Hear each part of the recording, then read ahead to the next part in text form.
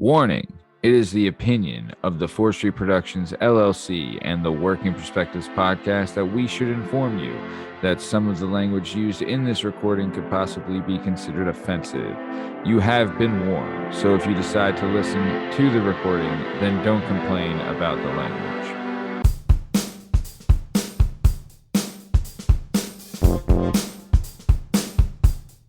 Hi, hello, how are you? Thanks for stopping by. Today we're going to talk to some real people about some real things, living real lives, doing real stuff. This is the Working Perspectives podcast. I'm Matt Lavelle, accompanied today by jdub's favorite son, Justin Richardson, the tenacious Tom Lavelle, and our guest today is the one, the only, the Llama himself, Dominic McGinley.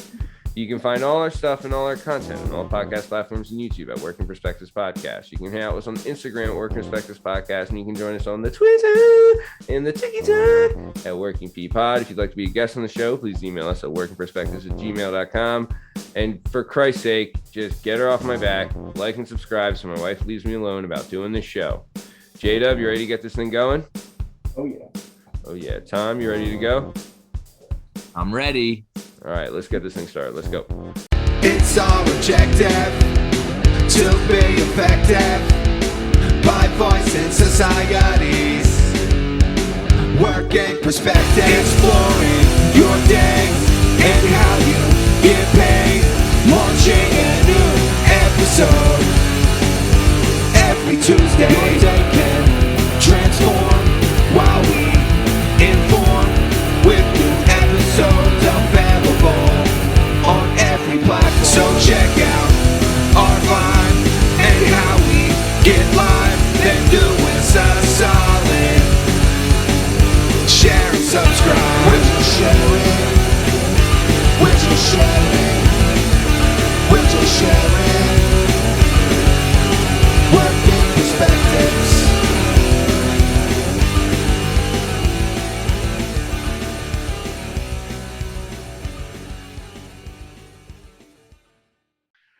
All right. Let me tell you a little something about the Llama. All right. So I work at a company, right? And at this company, it's in an office, right? And I think we all know by now that some office people just can't be trusted. Justin, I think you're fully aware. You got to watch your P's and Q's in the office life. Is that right? Oh, yeah. There's some who do not allow cursing and will make it a priority to make sure you know that you're not allowed to curse. Yes. Yes. That's the, some are very strict. You can't tell, this story in front of this person. Yeah. Watch what you say. Yeah. It's I'll tell you, some people too just love to like enforce the rules, right? They're like, it doesn't matter. There's nothing wrong, right? You're not doing anything. But if someone somewhere once said that this couldn't be done, right? Like, oh, you shouldn't put like they don't like it. You can't put 3 creamers in your coffee. It's like, go fuck off. All right. Tattletale Yeah, Terry. stop sending dick pics to all the other employees. Yeah. How about it? So either way. Yeah. Yeah. Your grandfather. You can't sell drugs at work. I'll tell you, that's one currency that works at every job. Let me tell you. Would you agree, Justin? Trust, yeah. You find you go back to the dumpster. Hey, what are you guys doing? You guys look happy. What do you got? Yeah. Smiles on your faces. What's going on here? Why you look like you like it here so much? Yeah. So nice. All right. So I'm working at a job, right? And we don't condone drug use on this show. Not at work, at least. Either way, I'm working at this job in this office, and you're navigating the different people you run into and everything like that. So I've been there for a couple of years, right? And then all of a sudden, I get introduced to our guest today, the Llama, right? Hit it off right off the bat. Knew he was a good looking, good kid, And so I was in a department, and we were looking for someone else in the department. And I said, hey, you know who's a good kid? This Llama's a good kid, right? Threw Llama in there, kind of took him under my wing, showed him the ropes, gave him the business, right? It was rocky sometimes, as relationships can be, but we worked through it, and I think we were stronger afterwards. And then something happened last year on the Working Perspectives podcast, is that someone had challenged me to a Mario Kart Mario Kart race, right? Mm. So I knew that to do this thing correctly, we would have to have the Mario Kart race. It'd have to be, I would like to have like Jim Ross there, but unfortunately, he wasn't available, right? So I went with the next best thing. The Dammy Llama himself came in, did a killer job doing the announcing on the show on Twitch, really nailed it. Did, knocked it out of the park. Was super happy he could come in. And then also, without me even asking him, he created a commercial for the show that when I first watched it, I pissed myself laughing. I don't know if everyone's probably seen it. It's available now on all podcast platforms and YouTube at Working Perspectives Podcast. But we would put it in the show. It was back. It was a couple co-hosts ago, so it's not really up to date. So I can't use it now. But there was a part in the commercial where like Dom's sitting in a room and then someone says something over the loudspeaker and it's Dom supposed to be thinking in his head and all of a sudden he goes, "What the fuck?" I fucking pissed myself laughing. I thought it was so funny. But either way, he's a quality guy. He's related to Dr. Cox from Scrubs. The angry guy? Yeah. Oh, yeah. John C. McGinley. Oh, he's the man. Yeah, I love that guy. He's been in Platoon. He's been in Wagons East. He's been in Scrubs. He's been in a million things. That guy, he's like one of those guys where you see him, you're like, oh, that fucking guy. Love that guy. Right? John C. How's McGinley. he related? They're second cousins or something like that. We'll find out more in a little bit. But yeah, he even has a picture with him. Pretty cool stuff. But either way, so yeah, I was tickled pink when Llama decided to come on the show, when he decided to help out with the Twitch stream of the Mario Kart Challenge, when out of nowhere he created this baller commercial for us and all this stuff. I'm really excited to see all the success he's had at work and in his life. He's a really good guy, deserves good things. And I keep saying this and I'll keep screaming from the rooftops. This show is, we can judge the caliber of the show by the guests that we're getting on here. And this is a Class A guest. And I'm just super excited to have him here. Llama, I would like to say thanks for coming on. And before we get started, I would just like to ask, how do you like your Cheetos? Crunchy or puffed? Ooh, I did. I knew about I was expecting the Bohemian Rhapsody question, but actually, first I should say thanks for having me. Let's see, crunchy. That's a man. Yeah, that's a man right there. You can't see the puffy ones. Like you have to be in a certain mood for. I feel like puffies are kind of just like fuck it. They didn't have any of the crispy ones. Yes. But Yes. like, I mean, either way, option. like at the end of it, like your fingers are gonna get all dusty. They're gonna realize you got shit on your phone. Yeah. So you might as it's just like the equivalent of like saying like, are you a crunchy peanut butter or smooth? Yeah. Well, actually, no. This is actually that's kind of way more important than that because you can go both ways with peanut butter, smooth and crunchy. But no, for Cheetos, crunchy all the way. Crunchy all the way. How many times have you just like just murdered a video game controller with Cheeto dust, right? And Dorito dust. I think we've all done it. We're all guilty of that, right? Oh God, yeah. The Nintendo 64 controllers, the GameCube ones, man, dude. Like, and what's worse is like, you know how like with the controllers, like the analogs, like they're rubber. Yeah. Oh, that shit sticks on, and then the dust goes in under the controller, and you're 10 years old. You don't know how to clean any of that shit. No. So later on, you're realizing you're playing with your friends, and you go, "Oh, that's the bad controller. I had no idea what caused that to happen." Everyone had a bad controller. That was the one that I would like to smash. You know what I mean? Why did we have so many bad controllers, Matt?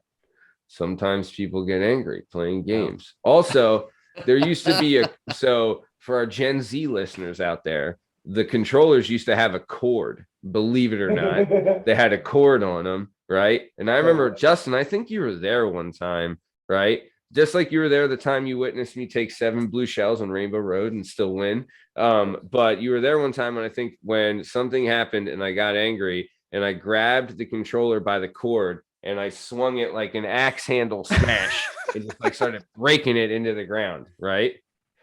It was pretty bad. I wasn't there for it, but I love the passion. Love the energy. Yeah. I mean, definitely. Stuff like that happens so often with you, Matt, that I'm sure, there's probably 30, 40 people that it could have been there. when it Shout happened. out, shout out Sony though. I've numerous times tried to snap a PlayStation 2 controller in half with my bare hands, and it can't be done. Wow. Life hack for you: if you are eating Cheetos, you can use chopsticks to help you keep the cheese off of your fingers. I like that. I do a toothpick sometimes. I got a 3-pack of gold toothpicks from Amazon. So I'll do a little toothpick action. J-Dub, I think you taught me this, or you told me about this, was cutting the bag though. That's a big move. Yeah. Right. As soon as you open it, you could ditch the first 25%. And you can get to the bottom a lot easier. Yeah. Life's just better. Yeah. Much more open array. Right. Yeah. Very much better. Yeah. What do you think, Llama? Now I'd never heard of that, but what is a really good debate is what beverage have you had with your Cheetos? Mine was Dr. Pepper. Oh, classic. Love a good Dr. P. Dr. P is always good. I mean, Mountain Dew too. Can't diss the I was Dew. gonna say if we're doing trash like Cheetos and like it's Code Red, you can sign me up for a little Mountain Dew Code Red. Mountain Dew Code Red was a game changer when that first got in there, right? Dude, Mountain Dew Code Red changed like everything. That It was good. Do you remember Sprite Remix? Oh, that was like the fruity It was Sprite, like, yeah, the tropical. dude. Hey, You never had Sprite Remix? Yeah. Oh my God, Llama. It was the best. It came out, dude. This is like 99, 2000, right? Like that era. I think P. Diddy was the celebrity spokesperson for Sprite Remix. But dude, Sprite Remix was so fucking good. Oh my God. Bro, you could get some 3D Doritos and a Sprite Remix, babe. Oh. You were having a fucking time, babe. You're having a time. Let me tell you. Yeah, dude. No, Sprite Remix was the gimmick. Yeah, it was like a tropical fruit kind of Sprite. It was awesome. But yeah. Didn't Brisk also hit in like 2000? Oh, dude, it was the commercials. It's Brisk, baby. The claymation. Right? Yeah. Because remember they had one with Stallone, right? And Bruce Willis. Yeah. Dude. That one was Stallone and Bruce Willis. Yeah. What were you gonna say, J-Do? Brisk was disgusting. I remember like when it came out, I was like, what is this? Yeah. I was like, Rosenberg's makes iced tea. It's good. Yeah, dude. Oh, dude, for sure. I don't even here's something I'll probably get a lot of shit for. And if you guys don't want to be my friends anymore, I'll understand. But I don't like iced tea. Just don't like it. None of them? None of them. I don't like what iced about tea a hot at tea? all.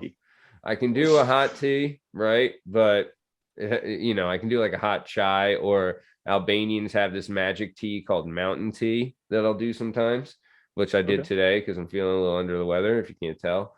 But yeah, dude, no, not a tea guy, not at all. I was always a lemonade, Rosie's lemonade. That's the way to go, babe.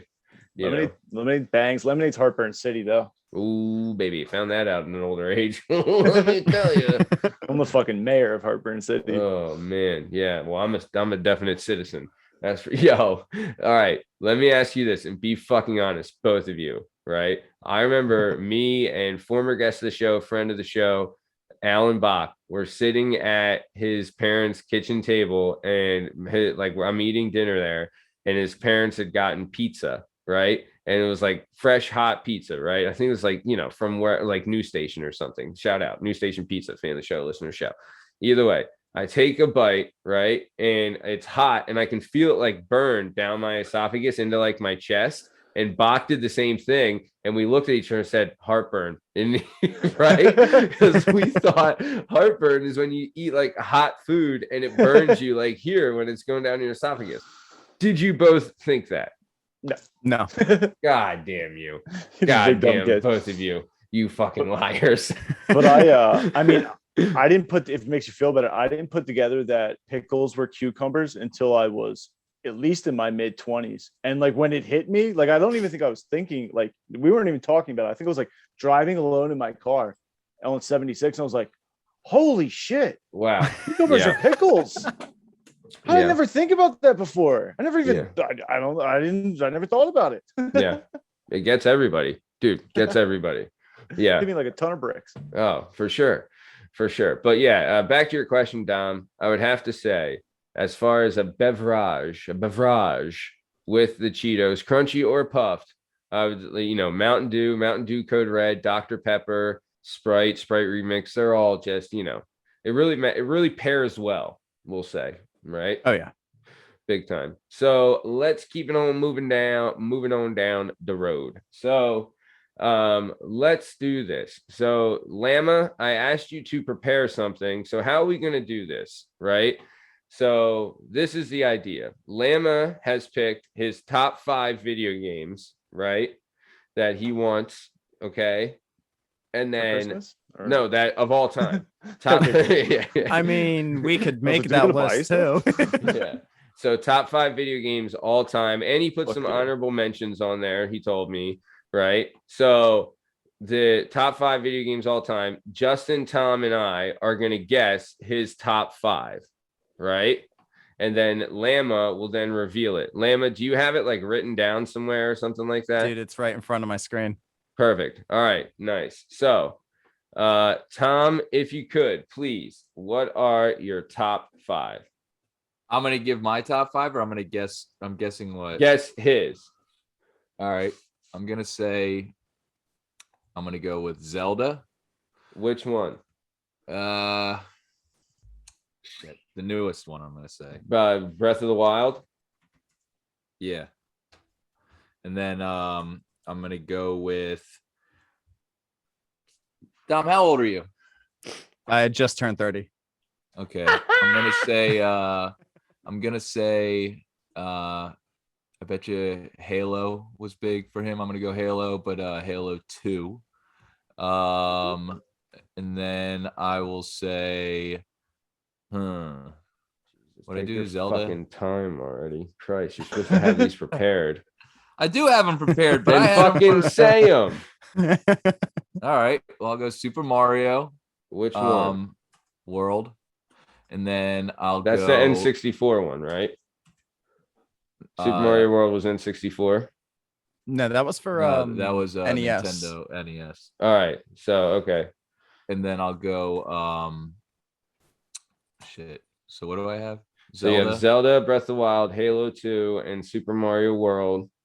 Okay. Not 64. I put 64 in the chat, but you didn't say 64. You said Super Mario World for NES. Right. Okay. Just, I don't want it to come back later and be like, oh no, I said that, because you fucking didn't. All right. You fucking did. Okay. Then I'll go GoldenEye, just because that's a staple. And then I'll go last one. Take as long as you need. Grand Theft Auto. Which one? Miami. Which one was that? Vice City. Vice City. What's that for? It would be the 5th game, but it's called Vice City. All right, I'll just put Vice City. All right, so Tom's top Tom, 5. did you like my list? Pretty good. Tom's top 5. He hates it. Damn it. Tom's top 5: Zelda, Breath of the Wild, Halo 2, Super Mario World on NES, GoldenEye, and then GTA Vice City.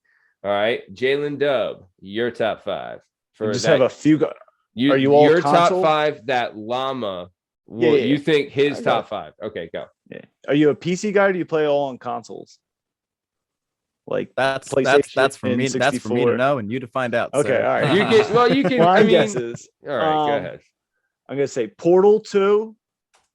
I'm gonna say Metal Gear Solid for PlayStation 1, just because I love that game and everyone should. I'm gonna say Tom had a lot of good ones. So I'm not gonna overlap though. I'm gonna do Ocarina of Time Zelda instead of Breath of the Wind. Breath of the Wild. Matt's breath is wild. Modern Warfare 2. And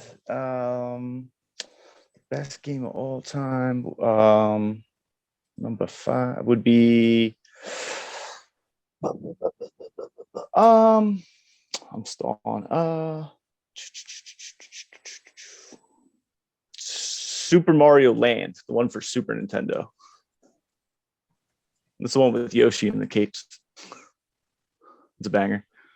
All right, nice. So Justin's top 5 is now. This isn't in any order. It's just 5. So Portal 2, Metal Gear Solid for PlayStation 1, Zelda Ocarina of Time, Modern Warfare 2, and Super Mario Land on Super Nintendo. Okay, can I ask one question before Matt says his list? What? Have any of your games been named yet to Dalai Lama? Somewhat. Okay. I won't say which one though. All right. Okay. Okay. All right. Okay. So I have mine written down because I prepared. Prepared. Yes. Okay. So I have number 1 is Ghost of Tsushima. Banger. Right. Number 2, The Last of Us. Good game. Number 3, Halo 3. Then I have Spider-Man on PS4. That was a good one. And then because actually I think I saw you playing this at work one time, Dom, Super Mario Maker 2. Oh wow. That is voided if that's in there. That's a void. Why is that voided? Because you saw him playing it. What did you do? Hey, everyone, Tom, remind me, whose idea was this again? Mine. Yeah, okay, exactly. So what are you gonna do? I forgot to say God of War. Shout out God of War. Well, all right, Tom, you said you had honorable mentions, right? Yeah, hit us with your So do your honorable mentions first. All right. So the first one right off the bat is the GoldenEye. Okay, honorable mention, GoldenEye. Damn it. Such a classic multiplayer game way back in the day, but like Gen Z doesn't even know. Yeah. Absolutely. Super Mario 64. Classic. Changed the whole 3D platform. Yeah. Red Dead Redemption 2. Oh, dude. In my opinion, best game of all time. It is so fucking good. Dude, one of the greatest. So fucking good. One of the greatest. One of the story in that alone makes you fucking lose it. It is so goddamn good. It's so good. It's so good. I didn't even play the first one. Like, Me either. Yeah, oh, really? I found out. Like, you don't know, at the time, I don't know why. I just never got it. But and then later on, like when I saw the second one, like I was told, oh, it's a prequel to the one that came out, and I'm like, fuck yeah, dude, I'm buying this. Yeah, dude. Oh, dude. The second one too, or the first one, right? You play as John Marston, and you know what I mean. It's all, dude, awesome. Arthur Morgan, one of the best characters in the history of video games. The whole thing. Right? Like, I don't know who I was talking to this about, but when you're going to Beaver Hollow, right, to face the Pinkertons and confront fucking what's his name? what was the fucking blonde guy's name? Micah, to confront Micah and to tell Dutch he's losing his shit, right? When you're slowly riding your horse and then fucking with the song and everything going through the woods, don't fucking forget about it. Forget about it. All right? You fucking lose it, man. Oh my god, the game is incredible. The dude, and when you play, like if you go from a first person shooter, right, from like the character point of view, not even from like a hover point of view, it's even better. It's incredible. The whole game, big fan. Red Dead Redemption 2, my favorite game of all time. It's absolutely phenomenal. I love it. All right, so those were your honorable mentions. Llama, if you could please. Oh, what's your last one? South Park: The Stick of Truth. Okay. All right. Yes. Love it. Shout out the 64 game.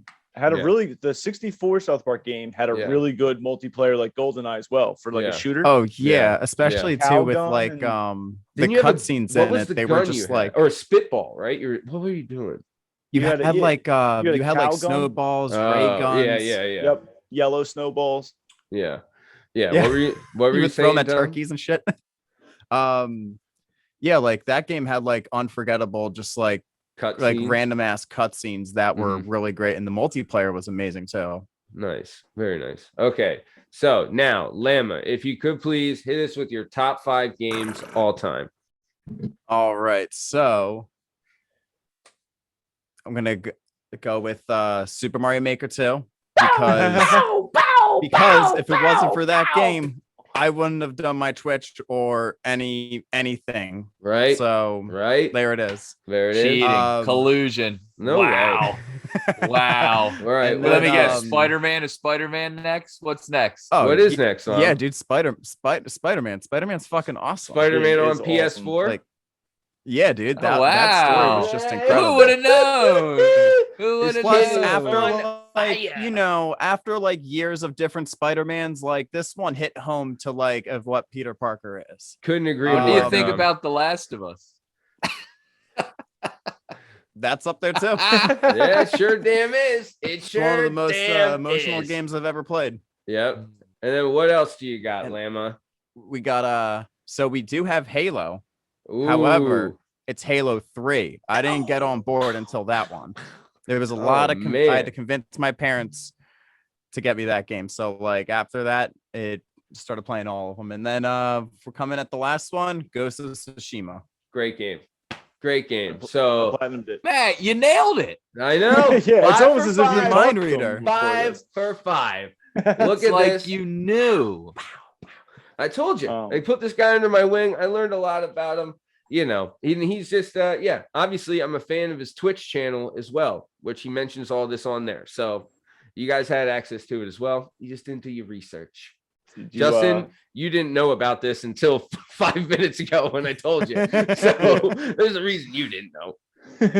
Ghost of Tsushima, I platinumed it. I love that game. It's the only platinum I have. Oh, you platinum did? Holy shit, dude. Yeah. I kind of just like What does that went even right through mean? the story. For I those don't- noobs out there that don't game like us You gamers. noodles. Yeah. What does platinuming it mean? If you get all the trophies on PlayStation, you get the final trophy, which is a platinum trophy. You have to unlock everything to get a platinum. Like for Red Dead Redemption, it's insane what you have to do to get the platinum. Like you have to find every flower, every trading card, everything. Oh, That's cool.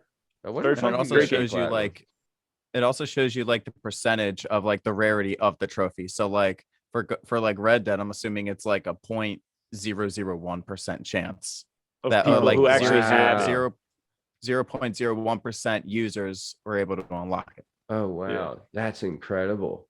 Oh, hey I only man, have 2 dude. platinum trophies. Oh shit, games. for what? For one of them was Spider-Man Miles Morales, and Okay. then the other one was for South Park: The Fractured Butthole. The second part of Stick of Truth, Yeah. fractured butthole. But they called it the Fractured Butthole. Yeah. Originally it was going to be called Butthole of Time, but retail stores didn't allow it. So Trey Parker is just in the back going butthole, butthole, butthole. Fractured butthole. Like B-U-T. Yeah, B-U-T and then space H-O-L-E. W-H-O-L-E. Oh, I see. W-H-O-L-E. Oh, I see. Oh, wow. See, That's dude, great. those So guys- you're a big South Park fan. Dude, Matt knows it. Yeah, That's No. awesome. I love South Park. dude. South Park, honestly, for what they've done too, like as far as like the way they can get around like saying different stuff. You know what I mean, dude? Like, remember when they did the episode the N-word guy? Are you fucking kidding me? Oh, with Stan's Are dad. you kidding me? What other show can do that? No other show, right? Like that's incredible. And they did the one with like when Paris Hilton and Big Gay Al have a slut off, and then Big Gay Al shoves Paris Hilton up his ass. That's the best. Mr. And Slave. dude, and the one where Bono, when the dude when Stan's dad took the biggest shit in the world. And it wasn't Bono didn't take the biggest shit in the world. He was the biggest piece of shit. Yeah, like Hot, dude, hot, that- hot, hot, hot, hot, hot, hot, hot. Yeah. That's what he Did said you when- ever he's did you ever spinning. see the one where like there was like Harley riders going into town and they started calling him like the F word, and the gay community thought it was them, so they take him to court, and like they're getting taken to court because like they're being offensive. And this one guy was just like, well, I'm gay, boys, like what would you do, like what would you call me if I wanted a Harley or be a Harley rider? And he goes, then you're a gay F word. And the whole time like they were just trying to say like, look, you're at a red light, this guy cuts you off so that way like you can't get to your light, like what would you call this guy? And he calls him like he's like F words, the first thing that comes to my mind. And they're like, yeah, see, but you're not thinking, wow, he's this. You're thinking he's an inconsiderate jerk. And Yeah. everyone's just going, this makes incredibly a lot of sense. Yeah.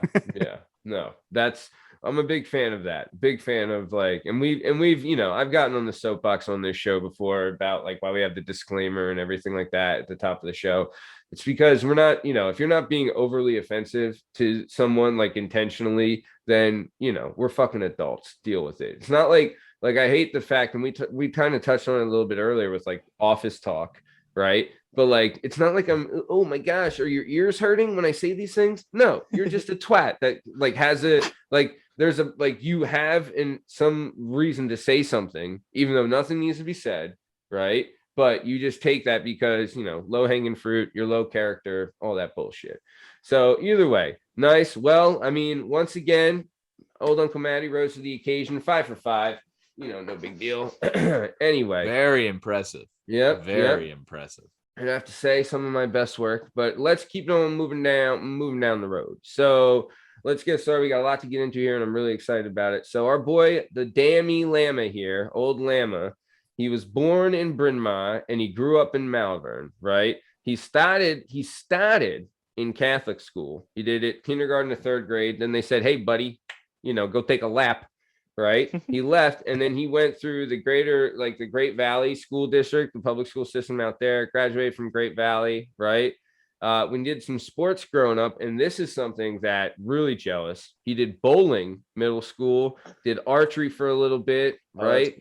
And then, but always hitting the sticks, big on the gaming. Right. So let's get it started. Llama, I'm a Catholic school vet. Tom's a Catholic school vet. Justin, did you do CCD? Yeah, I am confirmed and baptized. Look at us. Yeah. So what did you think about Catholic school there, Llama? But Catholic school, it was really interesting from like, being in 3rd grade. I didn't really mind it. I liked seeing my friends, all that good stuff. And then at one point on, my parents just said, you know what? Let's put him in the real world. Yeah. What did you get confirmed or no? Because first communion is second, like 1st grade or 2nd well, every grade. school does it different, but yeah, It's usually like 5th or 6th grade, right? Confirmation is like 5th usually. But go ahead, Tom. Yeah, I had communion in 2nd grade, and then I had confirmation when I was 12. I was already in middle school at the time. All right, but I was attending right. CCD as well. Okay, so did your whole school, like, did you and your brothers and sisters all go at once, or was it just you? So we all went at once. Then eventually, we weren't all really there for that long. I think that my sister and my brothers, like, they did the same thing. Like, they were only there for like before 6th grade, and then just went to like public school after that. Nice. So we weren't there for that long, but like, my family was like big into Catholic faith, so they were just like, rather put him in a Catholic school and take it from there. And then, same. Didn't work out, and went to public school. Yeah. Nice. And like, I think you and Tom share something in common because you're one of 4, right, Llama? And you have an older sister and 2 younger brothers. Is that right?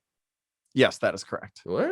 Me Look too. at that. Me too. And Justin, you're one of 30, and you have 20 older and 17 younger. So there you go. And technically the exact middle. I have That's 37.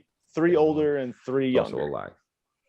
Yeah. So you're one of 7, and you have 3 older and 3 younger. For Christ's sake. Technically not fully blood related to any of them. You're only partially on your mom's side. Right. I mean, that's also a good thing, because then you could be like the Ginger Coxman, Brad Richardson, former guest of the show, friend of the show. Yeah. Plausible deniability. I'm like, I don't know these people. Yeah. So when you left the schools, your sister, was it going into 6th grade or? Honestly, I have no idea when everyone left. But I just remember like, all of us, we all went to like, we were all definitely in public school by like middle school. Yeah. So but you were in 2nd, and then when you went to 3rd, you were at a public school, and then no, I was in 3rd grade, or like the last year in Catholic school, I was in 3rd grade. Then 4th grade, I started going to public school. So then, how many years older is your sister? She's 1 year apart from me.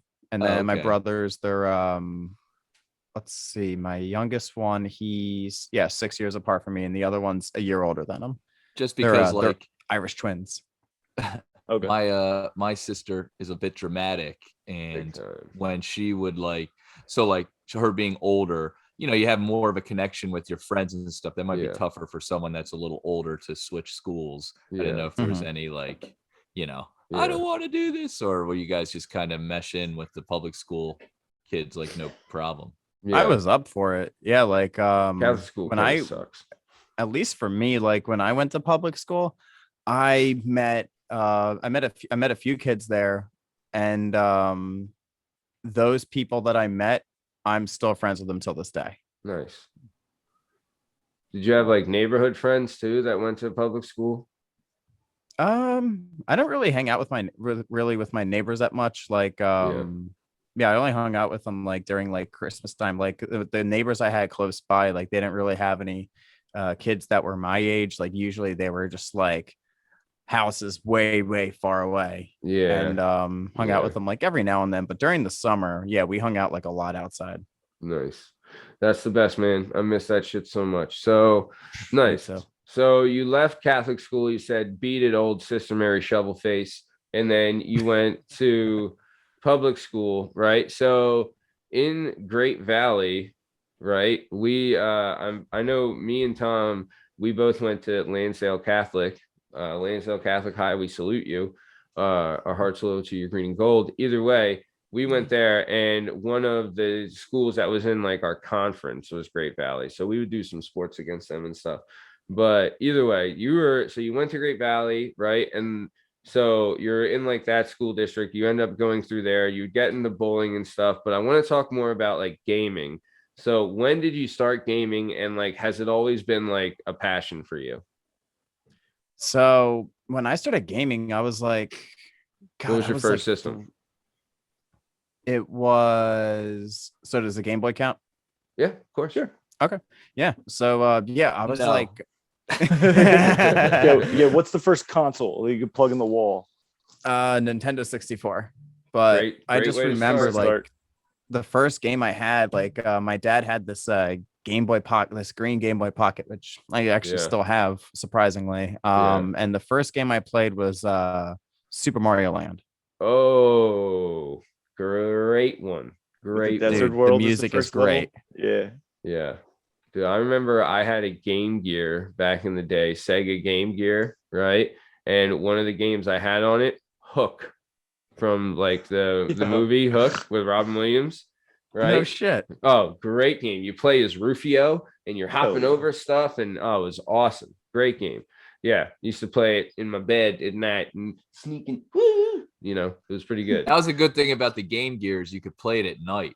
Yeah, The old Game Boy, if it was dark, you couldn't see. true. But the Game Gear, it was like, oh man, you can actually see. Yeah, I was like, it's color. Can you believe it? It's a color. It's in color. It's Whoa. color. Whoa. Yeah, and then Remember putting in like your Game Boy Pocket games into the Game Boy Color, and you're like, "Whoa, that's what those colors are." You go from just like the normal like whatever Game Boy is, and like when you do it in the color, it's just like, "Wow, it's green." Yeah. You're like, Metroid's blue? What? Yeah. Nice. So, okay, cool. So you started back then Super NES was 64 was your first console. And so like, how big were you into gaming? Like, what are we doing here? I know in my experience, having an older brother and a gaming system sucks because they kind of hog it a little bit. And it's, oh, you get it when I have a game over. And then, 4 hours later, you're like, all right, well, I guess I'm not getting this thing today. And you just want to leave, and then also when you're trying to do something, they don't shut up. And then you end up throwing the controller and breaking the Sega. The worst was honestly single player games were a lot easier because it was just like, yeah, when you die, like you got to do this, and then you had your own files, which was cool. Mhm. But the one thing that was tough was multiplayer games. So like Mario Kart or whatever, like if you end up like beating like your sibling in that game, like they'll get pissed off, like either you cheated or you always win, it's no fair, or my favorite, I'm player one. Yeah. What does that mean? Like where like you would fight for player one. Oh, yeah. Like top screen. Yeah. Dude, I'll tell you that honestly, in 64, you're lucky. Like, I mean, Super Nintendo was all right. Sega had its day. Dreamcast could do a little bit, but 64 was just so revolutionary. 4 controllers, man. Right? When you got to play GoldenEye for the first time, like I think combined, we've probably spent like 100,000 hours on that thing. You know what I mean? Right? Like, but go, like just playing the whole thing, going through the whole thing, right? So you were gaming at a young age. Did you ever think to get into it like competitively? Because I'll tell you this, and I've shouted him out on the show before, and I'll shout him out again. In our neighborhood growing up, we had a gamer who was a gaming legend, right? Back in the day, before you could do Xbox Live and connect online and all this stuff, you had like your neighborhood guys who were like just the best gamers, right? So like, there was someone in our house that was really good at GoldenEye, and everyone hated playing with him because he's a cheater, and he memorized where everyone woke up after they died, and he would like wait there and shoot you and cheating all the time. Big cheater. So either way, I got. By the way, here comes a made-up story. Go ahead. I got a neighborhood legend named Jay DeCola. Shout out Jay DeCola, fan of the show, listener to the show. And let's just say he's undefeated. I don't think I ever played him, to be honest. I don't remember talking about you. I know, but you've said it on the show before that you had him play me, and I said I had him play my brother. Maybe it was Alex. Oh, maybe Alex, but I don't think I ever played him. But if he's really that good, then he's great. Sure he would, dude. Even before they had not Xbox saying Live, I would beat him. And before they had Xbox Live, he would go to like California and play in like tournaments and stuff. He was crazy with video games. Yeah. Did you ever do anything like that? Dom, wait, Dom, what are your thoughts on people being the odd job character in GoldenEye? Being the what?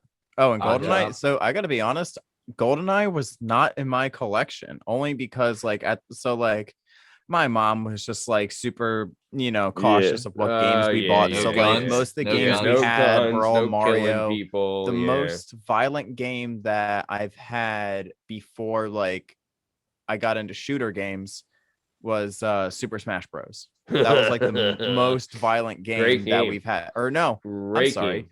We also had Rocky Legends. That was also one of the most violent games that we had too. Yeah. What was your character in Smash Brothers? Mine was Mario, and either Mario or Link. And a lot of people hated that I was Mario because like I would just whoop people left and right. Like it wasn't fair for me or like fair for anyone that I was Mario. But then when I was Link, some people kind of had like an advantage or upper hand. But like, those were like my two go-tos. Even on still 64, all the Smash Bros. On 64. Yeah. All of them, what about actually. Kirby? I was a big Kirby guy. Kirby was all right. Oh yeah, Kirby's good too. Like I only was really intrigued with Kirby like when you like when I found out like he could like eat the one person and then get like their B move. Like literally with Kirby, once I got all the characters, I was like, I'm gonna be Kirby and I'm gonna add these players and I want to see what he looks like. Yeah. Nice. No, dude, Super Smash Brothers had great music too when you're at like Hyrule Castle and stuff. So dude, that's where you got to settle everything. Yeah, Hyrule's where it goes down. Yeah. Even in the GameCube version too. It's all about Hyrule. GameCube was so, dude, like that's a sleeper system. GameCube was doing you get some bangers. Dude, GameCube, because like think about it. It came out, GameCube had to compete with Xbox One and PlayStation 2, right? So like it held its own, right? Like it had Mario Kart Double Dash, great game. Mario Sunshine, great game. Then it could do all the sports games and all the shooter games and Medal of Honor Frontline and all that stuff, right? And then it would have like the Smash Brothers and Super Monkey Ball. Like all those games were so good. It had a rare known feature. It had an adapter. You could put your Game Boy games into your GameCube. I had that. The Game Boy player, dude. Blew my mind. My brother had one for years, and I went over to this kid's house, and he I think it was on the bottom, wasn't it, or something like that? It blew my you would brain take apart. One of the panels off on the bottom, then just slap it right on there. That's what happened. I was like, what? Shattered. Pickles or cucumbers. Game Boys can play GameCube. Yeah. Hey, I mean, no one knows right away that pickles are cucumbers, right? Come on. You It's know, not obvious. If they don't tell you, you just never think about it. who knew? You don't get dill cucumbers, right? You just get dill pickles. So either way, let's keep it moving. So I want to get into some job history. So, you know, you did your gaming, you've been gaming your whole life, but one of your first jobs, I kind of like you stuck in like the gaming realm, right? So the first job you got, you was at Play Around Golf, and you worked at, it was like a golf simulator, right? I guess you're just like Cool. the like attendant that worked there. How did this go? So like it was my first job ever. And funny story about that, which this actually relates to gaming in a way. So this was around like when a few years after the Xbox 360 came out. Okay. And I was like, dude, I'm done with GameCube. I want a 360. And my dad laughed at me, and my mom was just like, well, you're gonna get a job if you want. So yeah, it's fine that you want one, but you're gonna be fucking paying for it, kid. Yeah. And yeah, exactly. So like that was just like her like and yeah, so like she found this place, and it was like a little close by from where I lived, and great thing was like this place was just opening up, so like they were looking for people to like kind of like let them know, like, you know, this is what we do, this is who we are. And yeah, so it's just like this golf simulation place, like you're inside like this this square room, and there's this net that's like on the front, like that's like right in front of you, and then is displaying a projector. And then right around you, you have like the spot where you can tee off, the spot where like it simulates the rough, the sand, and then 3 dots for putting. And then on the side, you would have this mounted computer, and you would just pick like all these popular courses to play at, like Pebble Beach. Oh, nice. That's the only one I know. And all this good stuff. And did they have Augusta? I don't think sometimes Augusta won't let. Yeah, I think so. Yeah, like Pebble Beach was just that only one I knew the most, because like that's all everyone was raving about at the time. Wait, I played there before. I've went to this place before. I've done it with the. Oh, really? Yeah, and play around. And Augusta won't let you like. I don't know if that's a fact. I just because sometimes Augusta won't let, like, you know, it'll be like a fake one, you know. Property. Oh, I see. Yeah. Oh, all right. Fake Gusta. Fake Gusta. Yeah. Nice. Okay. So then any fights there ever? I mean, people used to bring some booze pretty hard there. Like I remember some guys walking in with coolers and bottles and stuff like that, and like just get wasted and whack balls. Like you could bring your own like beer and stuff like that, but like I haven't seen any like shit go down at the time, at least when I was working there. Didn't you meet someone there though? Yeah. So a little after Jackass 2 came out, I went to the bathroom, and I was walking, and I was just like making sure, like doing my rounds, like making sure everyone needs help. And I see this guy, and I'm with like this long ass beard, long hair, and I'm like, that guy looks like Ryan Dunn. That's funny. So I walk back to my desk, do like some paperwork, and I look at like this tee sheet, and it said Ryan Dunn, and I'm like, holy shit, that's him. And ironically, so I would literally just like go to school and then take my buddy's bus and then go right to work. And out of all the days, I let someone borrow my Jackass 2 DVD, and I had it in my backpack, and I'm like, holy shit, that's him. And I told him, I was just like, hey man, like I'm a big fan, like can you sign my DVD? Yeah. And I actually have it right here. He signed it.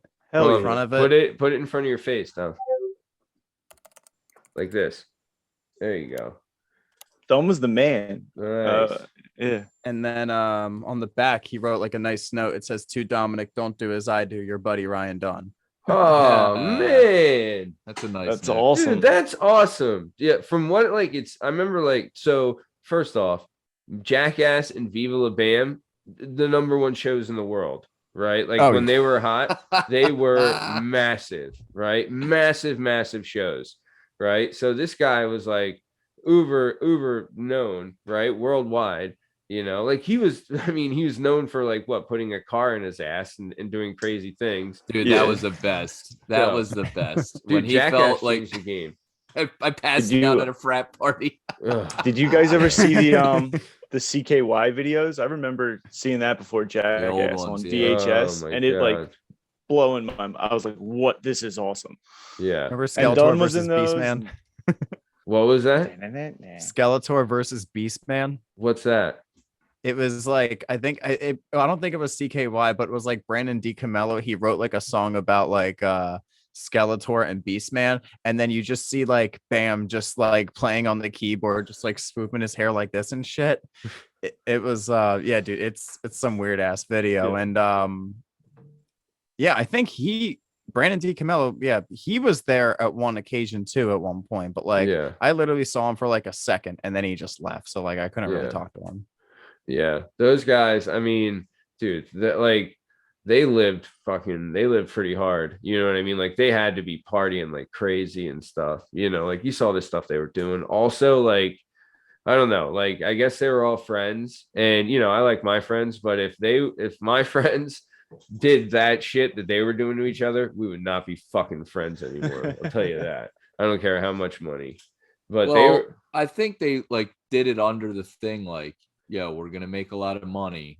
You know, we're gonna have to take our lumps. Oh, though, they like, took Yeah. some fucking lumps, but they did some fun shit too, right? Like, so one thing that they did, and we actually ended up like emulating them, was they did a scavenger hunt, right? In I guess he lived in like Brandywine or Westchester, like that area, right? And they did a scavenger hunt, and I remember seeing that, like, because you know this show was on MTV, like just all the time, you know, like Viva La Bam and Jackass, it's all they played, you know, and it was all over MTV all the time. These guys were the biggest stars. Their movies were #1 in the world when they were, you know, #1 box office hits. So they did a scavenger hunt, and I remember we did, you know, after seeing that, we did a scavenger hunt at my mom's house, and that's when I, you know, stole an air conditioner out of a window. Story is available now on all podcast platforms and YouTube at Working Perspectives Podcast. I think I told it in the Burn Podcasty episode, but either way, so let's keep it moving. So you work there, you meet Ryan Dunn, he signs your Jackass 2 DVD. Thanks for showing that. And then after that, you leave there, right? And this is you're in like high school, like junior, senior year kind of thing, right? Yeah, And- senior year. And then you leave there and you become a busboy at a restaurant in Paoli. Is that right? Yeah. So what did you think? How did you like it? I'll tell you this. I was a busboy and a dishwasher and all these things, right? Especially at a young age, I was a big fan of like cash at the end of the night. I hated having like a paycheck job. You know what I mean? Like, because it's like, it takes forever to get your money and then you got to put it in a bank. And it's like, it sucks. Like I wanted the cash then and now. I wanted to go buy shit, you know, but you couldn't do that with the paycheck job. So what did you think? How did you like bussing tables and working in a restaurant? And, you know, at a young age, there's some pretty wild characters you meet in the restaurant. Oh, biz. yeah, absolutely. So like this place wasn't really like the craziest place ever. It was just like, you know, like a normal chill area where like a couple friends, your family would hang out and stuff. And so around the time, it was actually during my senior year, and it was every Friday and Saturday. So Okay. my weekends gone. Yeah. Which kind of, I mean, like it sucked because like all my friends, like they would be like, dude, you missed this cool thing, or we were Yeah. hanging out with this one girl, stuff like that. Yeah. But yeah. other than that, like with everybody there, like with all like I like the people that worked there. They were all nice to me, and then like the money too, that was great. And like especially during the winter. During the Yeah. winter, I made more. Summer, I made enough to buy myself a pack of smokes. Yeah. And yeah. but the food, amazing. Like Yeah. and whenever it was like 9:30, I'm like, hey man, wings, 10 o'clock, get my money, get my wings, and golden. Nice, dude. Nice. So you had your whole setup there. That's pretty sweet. And then how'd you, I mean, like, as far as like the work though itself, you didn't mind it, you know, like it's pretty, people don't know like that I haven't worked in restaurants, but it's a tough job. You know what I mean? Yeah. It's a very physically demanding job. You're on your feet all the time. You have to put on a face that you fucking hate because you hate like people, you know, and it can sour you to a lot of things. But how did you feel? How did you like it? So it was definitely quite an adjustment to handle because like it was one of those places where like I first ever experienced like a rush. And it was always in between like 7 to 8:30. Yeah.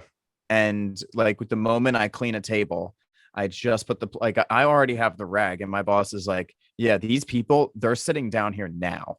Yeah. So like it was a whole lot of like hustling and bustling and doing the same thing. However, like after a while, like once I kind of got the hang of it, like I started like realizing like you know, I can work in a fast-paced environment and multitask, you know, lift all these plates and stuff like that. Yeah. And yeah, overall, like I really didn't mind it once I got the hang of it.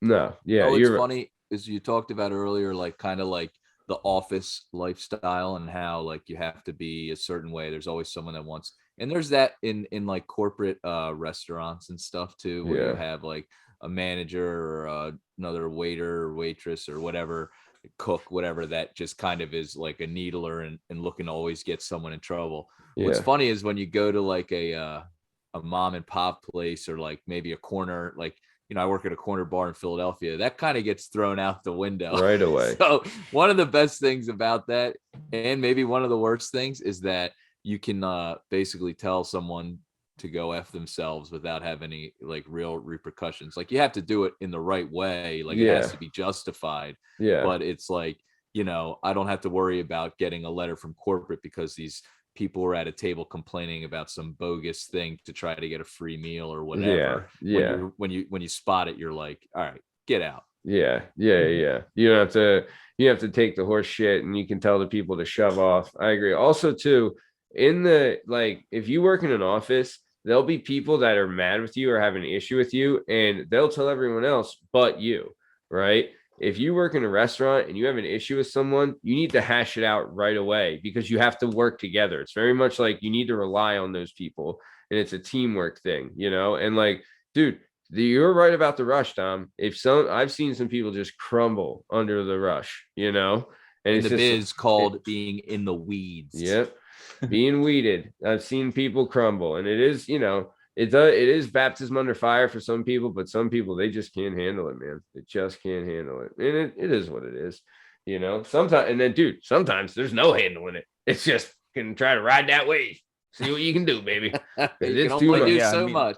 Yeah. Like for me, I was very like patient with like a whole bunch of stuff like that because like me, I'm a very big hyperactive person as is. And there's times where I'm like, you know, someone's going to tell me to shut the fuck up eventually. So like when at the time, like when someone told me to shut the fuck up, I was like, I'm going to shut the fuck up. And by 9:30, they're going to go up to me and they're going to go, good job, sweetie. Here's $10.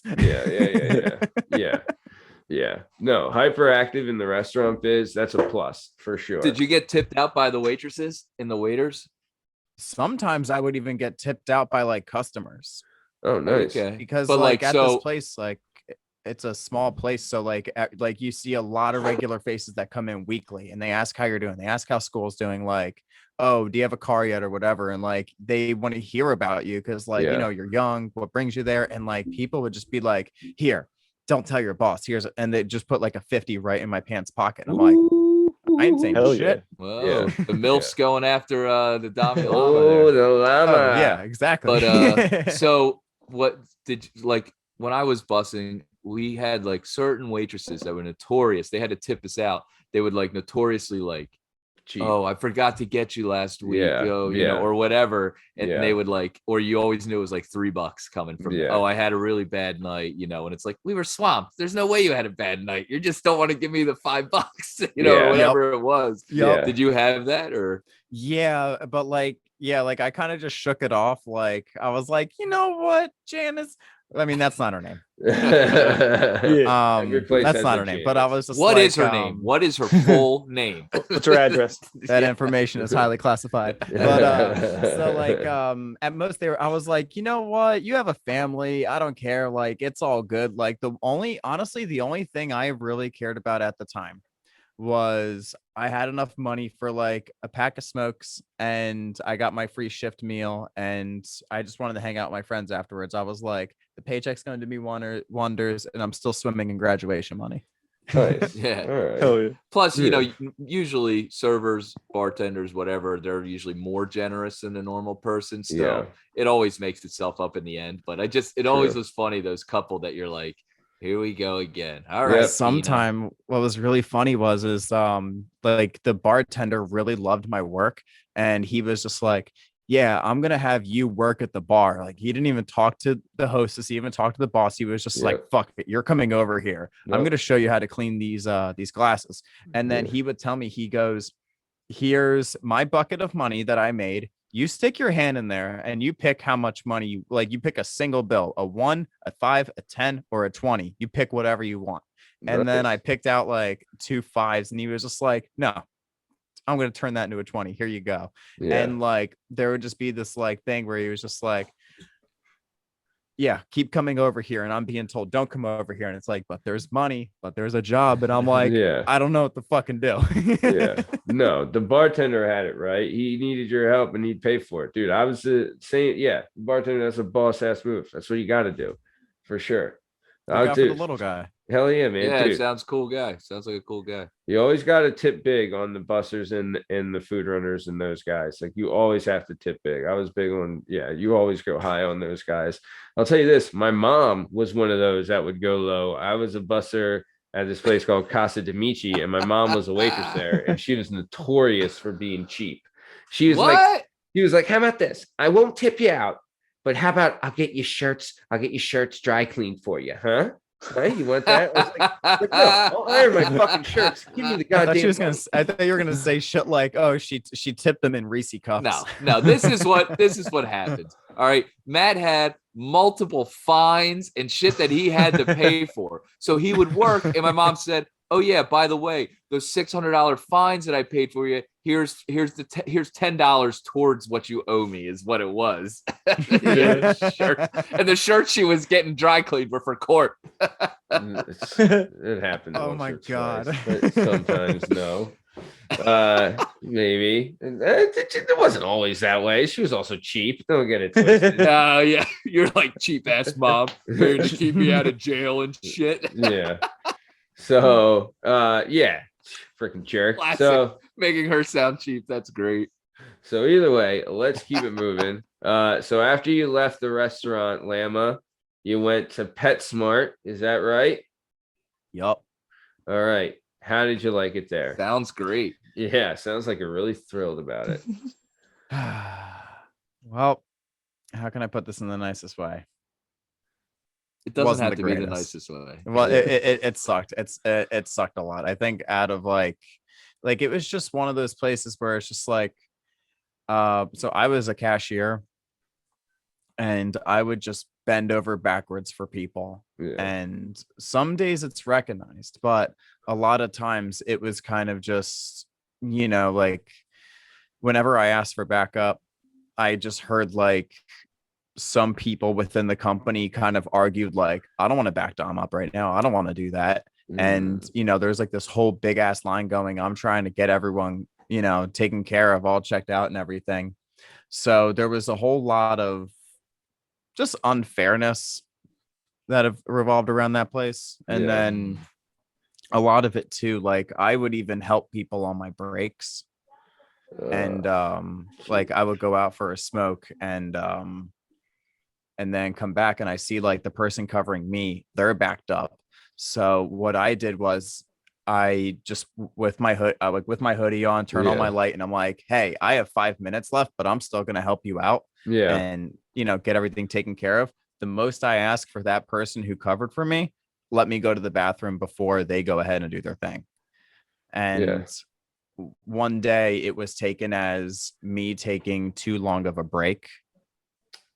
And they were like, yeah, that counts as your lunch. Your lunch break is actually going to be your 15. And at that point on, I was like, I've been doing this for years, helping you guys out, and I quit. Yeah. Shove it, right? Yeah, that sucks. You do see that in like office life and other places where people, like the people that work the hardest, can be taken advantage of, and it does suck. What were you gonna say, Justin? Did you quit at the aisle, or did you quit like at the end of your shift? So actually, I had a job lined up for me before I Yeah. quit. Actually, like I had that, and then I put in my 2 weeks, and they actually gave me shit when I came in. They were like, "Oh, you're like 1 minute late," or like, "Here's your register. By the way, you're late." And I'm like, "Here's my 2 weeks. Have a good day." Yeah. And then on that last day was when all that shit happened.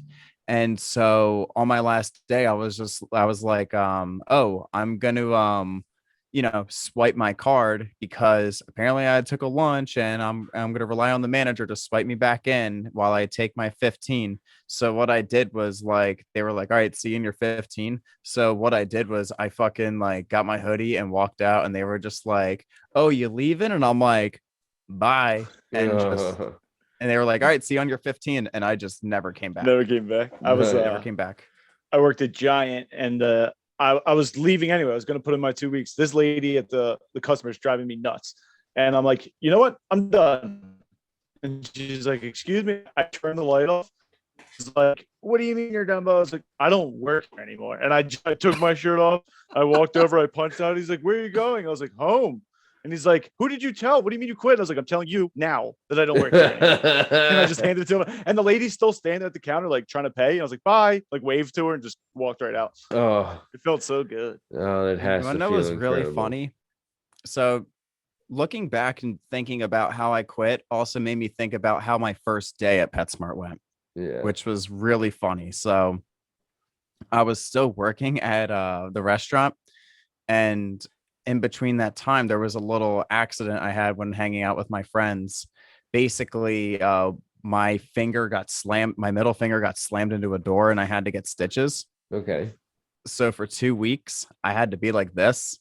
Yeah. So I'm working at PetSmart, and I had to like keep this finger up because of like, letting it heal and everything. So like as I'm going into PetSmart, like I'm at the register, I'm going up to all these people being like, hi, how are you? I can assist you, this and that. And this guy was just like, yeah, can you tell me where like the cat food is? And like they have this like big giant like circle that says like cat or dog or fish, like whatever aisle. And I go, yeah, it's over in that big thing that says cat. So just thinking of like how I first started and left, just in between, like I was like, they were just like, all right, here's this piece of shit degenerate coming in. And then in between, bent over backwards. Last day, oh, there's the guy who flipped everybody off on the first day. He's there flipping us off. Yeah. You walked in flipping people off, and you walked out flipping them off. Good Nice. for you. Yeah. Now, wait, one question. Is it Pets Mart or is it Pet Smart? Which I can't one even is it? tell you how many fucking times I've heard that at the register. What is it? I think it's Pet Smart, or like, wait, Smart. Pet Smart. Pets Mart? So is it a mart for pets, or is Yep. it a pet A that's smart, really smart? pet, or like you're petting smartly? I'm gonna say Pet Smart. Pet. So which one was that again? I think it's the pets are smart. The pets are smart. And Yeah. pet smart. If it's Wicked smart, I don't wanna- smart. and, I'm a dog lover. I'm a cat lover. So, I think they're pretty damn smart. yeah, can be Which argued. one's smarter? I'm not getting into that. Whoa! Wow! Wow! Wow. Yeah. I don't want you Controversial. to either. I don't want you guys losing either cat viewers or dog viewers. We lost all our Paul viewers a couple weeks ago. Justin. Yep. Fuck you, Paul. Yeah, and Josh. Fuck you, Josh. What's wrong with Josh? Every Josh I know. I'm like Every 50-50 Josh on I know. Josh's. Really? Even Josh? I don't want a Josh listening to this show. Are Not you one Josh. Are you joshing me? I'm not joshing you. Ugh, I would never josh anyone. What about Josh from the Eagles? Josh? Johnny's Storm? son, Josh? His name's Josh. Johnny's son? Yeah. He's the only Josh I liked ever. All right. Joshua. But his name Josh, like it went with his last name, Josh Stat. So it was like it was more of an extension of a name, just Stat. It's like PetSmart. Yeah. Smack. All righty. So, okay. So we just lost our Paul demographic again and our Josh demographics in jeopardy. Yeah, Josh. So either way, let's keep it moving. So you left the Pets Mart and you went to another place, another pet shop. Is that right? Yes, that was Concord Pet Food and Supplies. I was offered a shift manager or a key holder position. Ooh. Fancy. Yeah. He who now. holds the key. He who holds the damn Are you- key. Are you Gozer? Are you the key master? Dude, It's I wish Ghostbusters. I was the key master. Yeah. Wasn't that? Nope. That's the page There is- master. There is no Dana, only Zool. Ooh. Love it. Nice. Sorry. No, it's all right. You can quote Ghostbusters all you want. I don't care. Okay, so let's keep it going. So you're working at this place, the other pet shop, kind of the same deal, or a little more responsibility. How did it go? A little bit more chill, actually. So it was like a little bit more of like a chill area. Like it was like Pets, like a family owned business. Like they had like 20 some stores within like the Pennsylvania and Delaware area, and I think one in Jersey.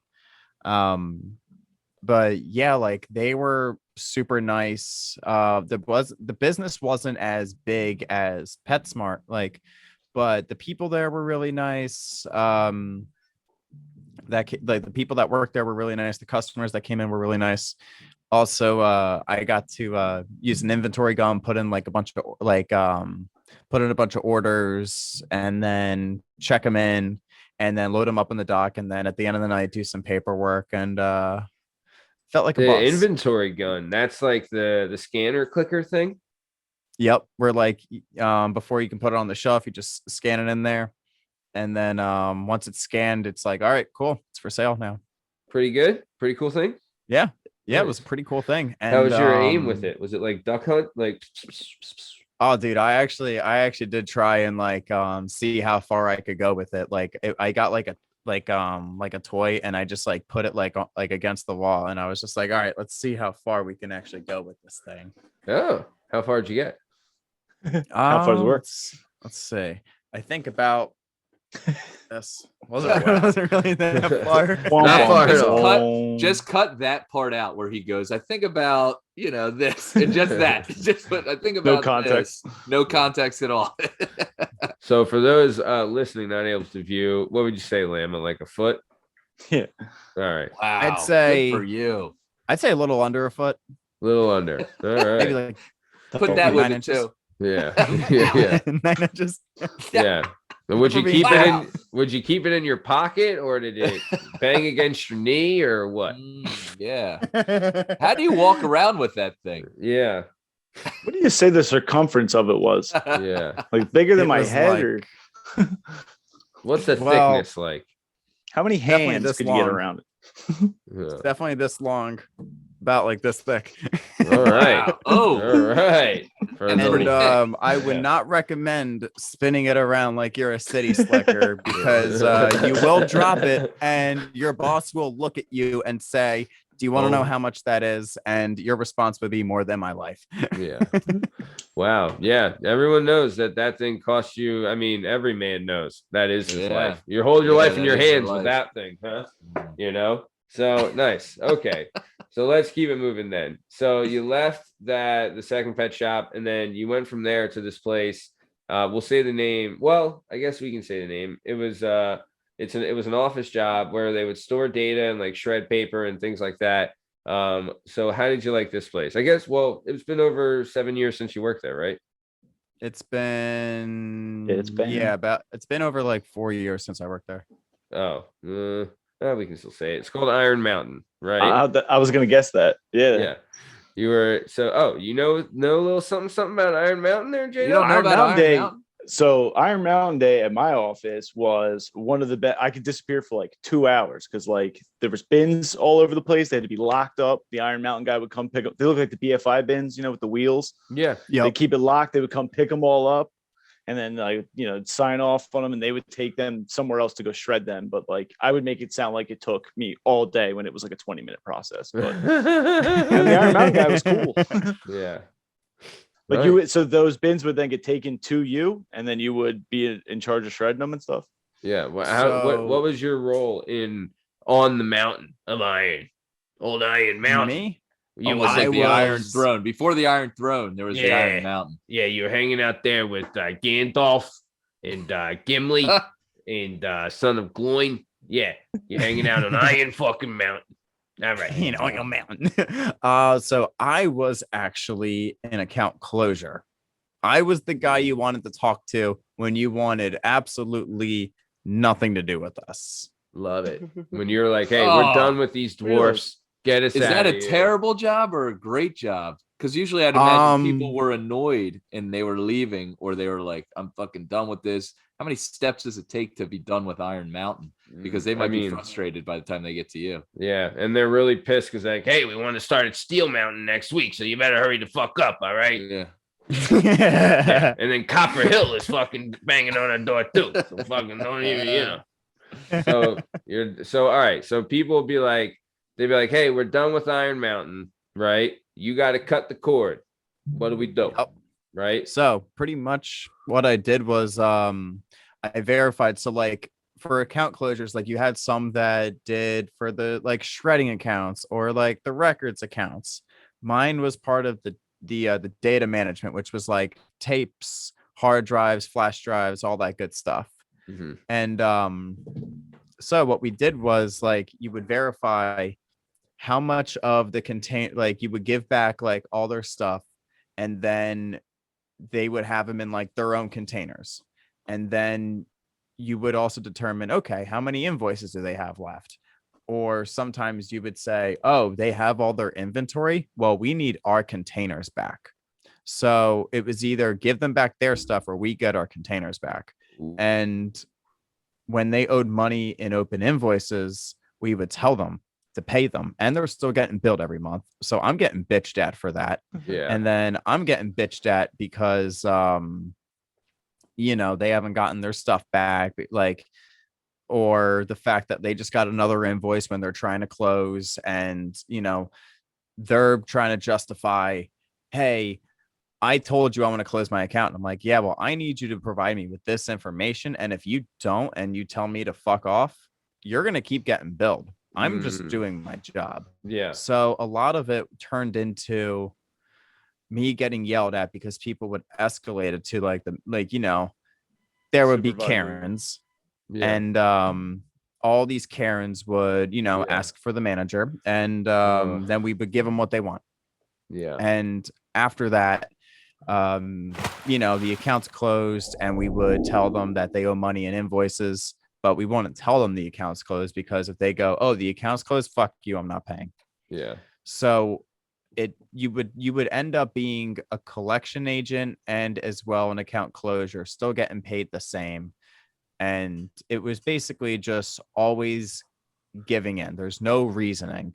And whenever like you got to like, basically like there was no recognition, period. And Yeah. meanwhile, they're telling you to pull 800 new things a day. Yeah.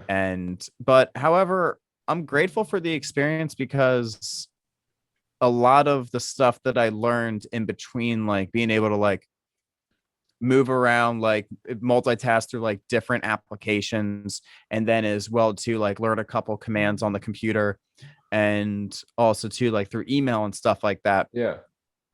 I was able to bring all of that to my current job.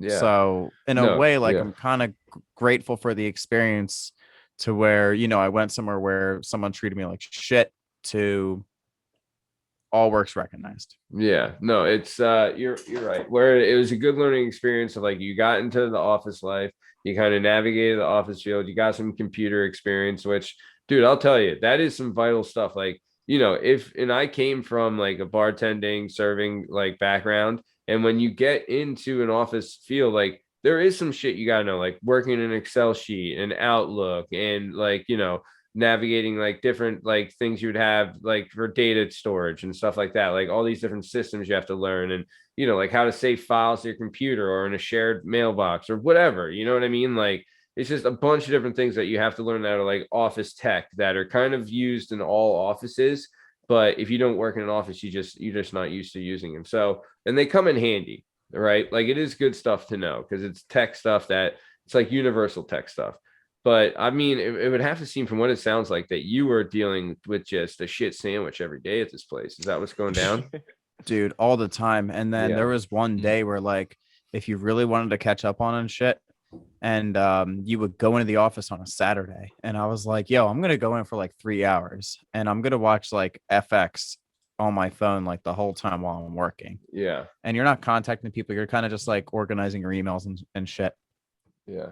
And I remember like hanging out like 3 hours later, it's like or like 7 hours later, and it's like 7 at night, and I'm just drinking a beer, and I'm like, fuck, tomorrow's Sunday, I gotta go back to work. And I was like, dude, I'm never going in on a Saturday ever fucking again. Like, I'd rather get the whiplash Monday through fucking Friday. Yeah. And yeah, it was just like total shit show. But like the first person that I met who trained me, like he was really cool. He was from he grew up in the same area that I did at the time. Like he was like, yeah, I grew up in Malvern as a kid too. We're Malvernites now, and he would always quote Wayne's World and shit. And I was like, that's the only joy of freedom, like only joy that I had throughout the day. And I remember like they would always like keep tabs on me. And I was like behind my boss was right behind me, and she was yelling at me for like changing music on my phone. Yeah. And I was like, all right, whatever. It's bad time you caught me. And then this was funny. A year before I left, Pokemon Go came out. Oh, baby. So our area, like the smoking lounge, it was a Pokestop. So once I realized it, so like every single morning I would get so fucking stoked, and I would just like walk my dude up there, spin the thing around, and I was just like, all right, cool, I got my Pokeballs, my potions, whatever, time to go to work and get it in 2 hours. And like there was this huge ass email saying like, no phones, yada yada yada, XYZ. And then I'm walking around and I'm talking with this one girl, like, hey, like about this one account. And I see she has on her phone Pokemon Go out in the fucking open, just like every 5 minutes spinning at that Pokestop, just refilling her bag. And I was just like, and I got bitched at for playing Pokemon. She didn't get bitched at. Yeah. And I was just like, you know what? It usually happens when it's a chick, you know, in the office. Sometimes they get, you know, because it's like guys usually don't care enough to complain. But they didn't suspect her. Yeah.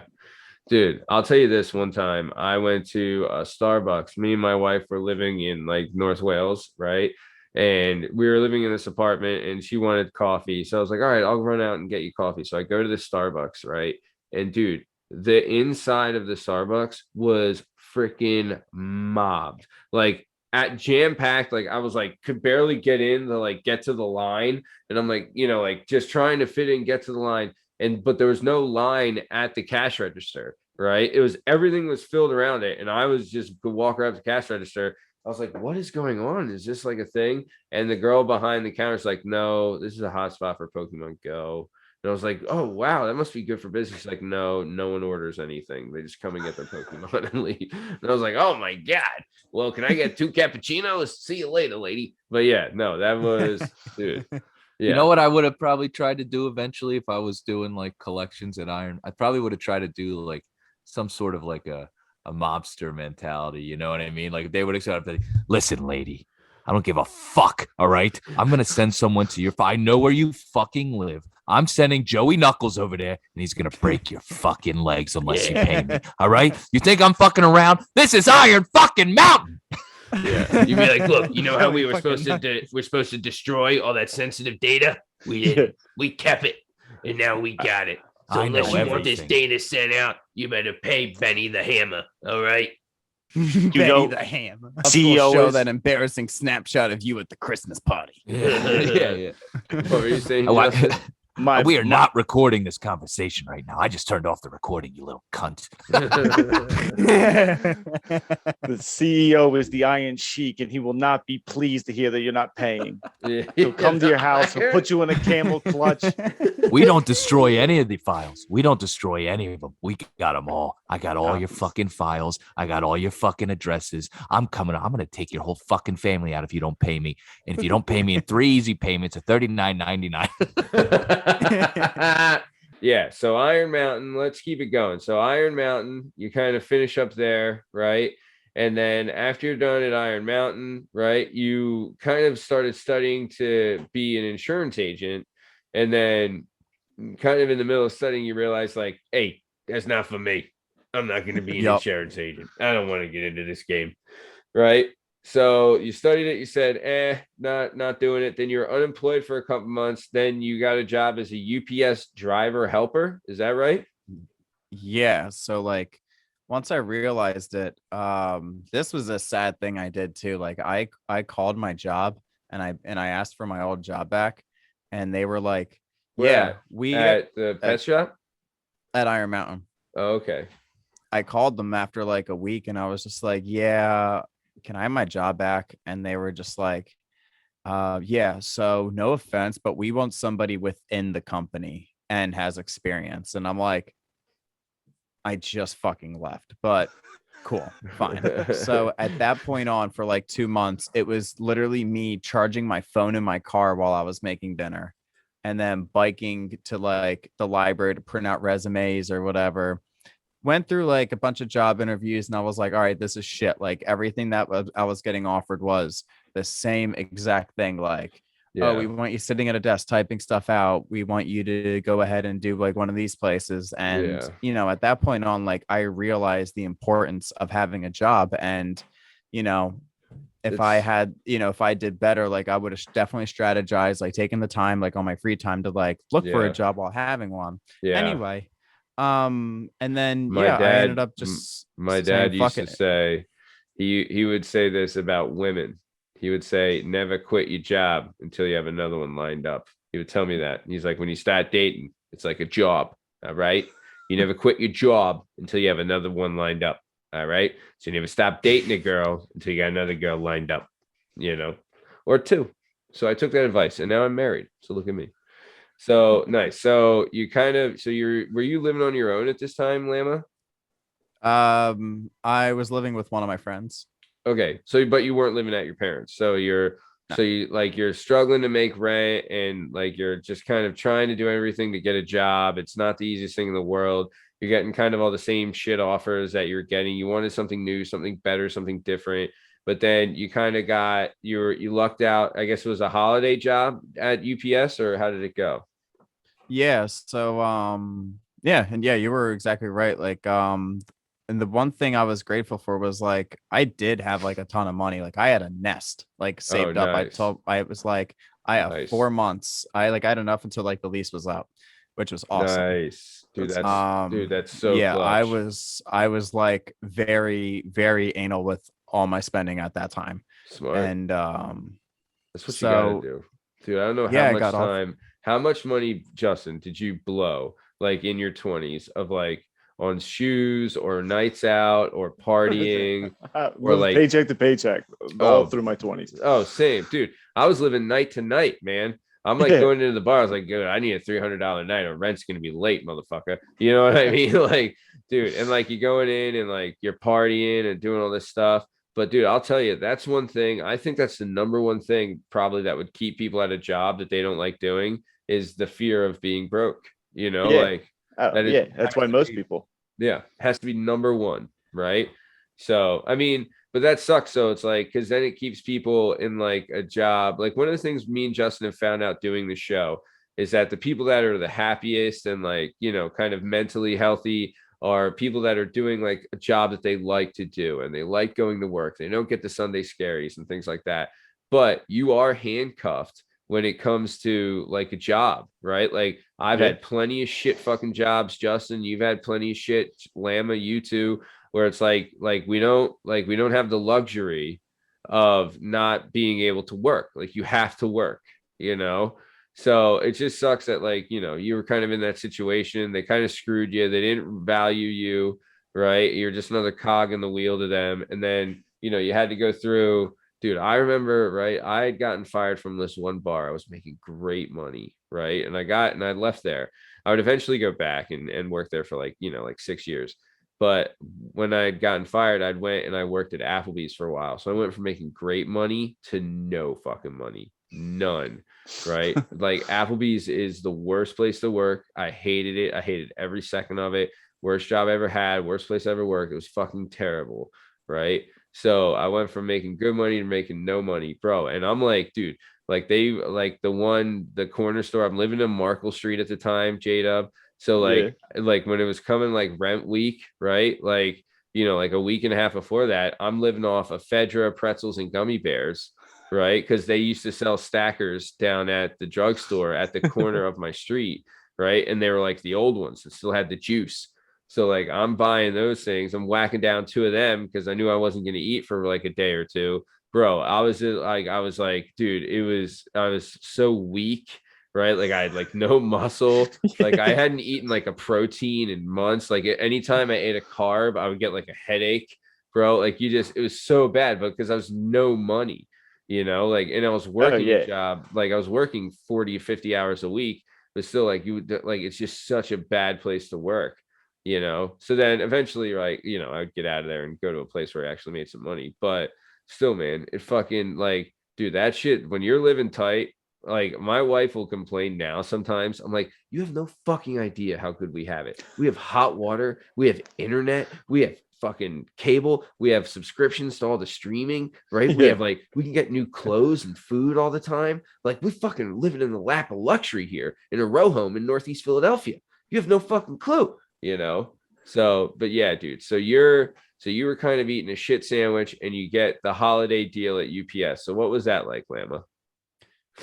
It was actually not bad. Yeah. It was a whole lot of pretty much just like you're moving around and yeah, it's literally like you would think like, oh, you stop at a couple of houses and then like you walk around and do stuff.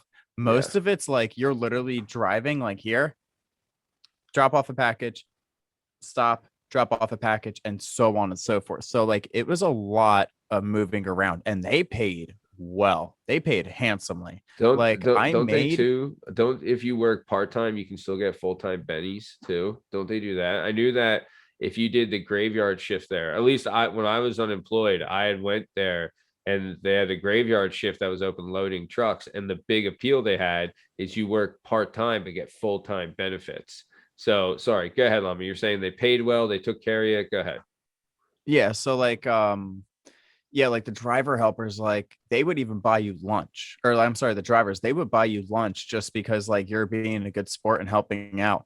And the closer to Christmas as they come, the trucks got more filled, or sometimes you would meet up like with another driver and get more shit filled up. And then you're working like you think like it started off working from like 5 hours to like 9 hours or 12 hours.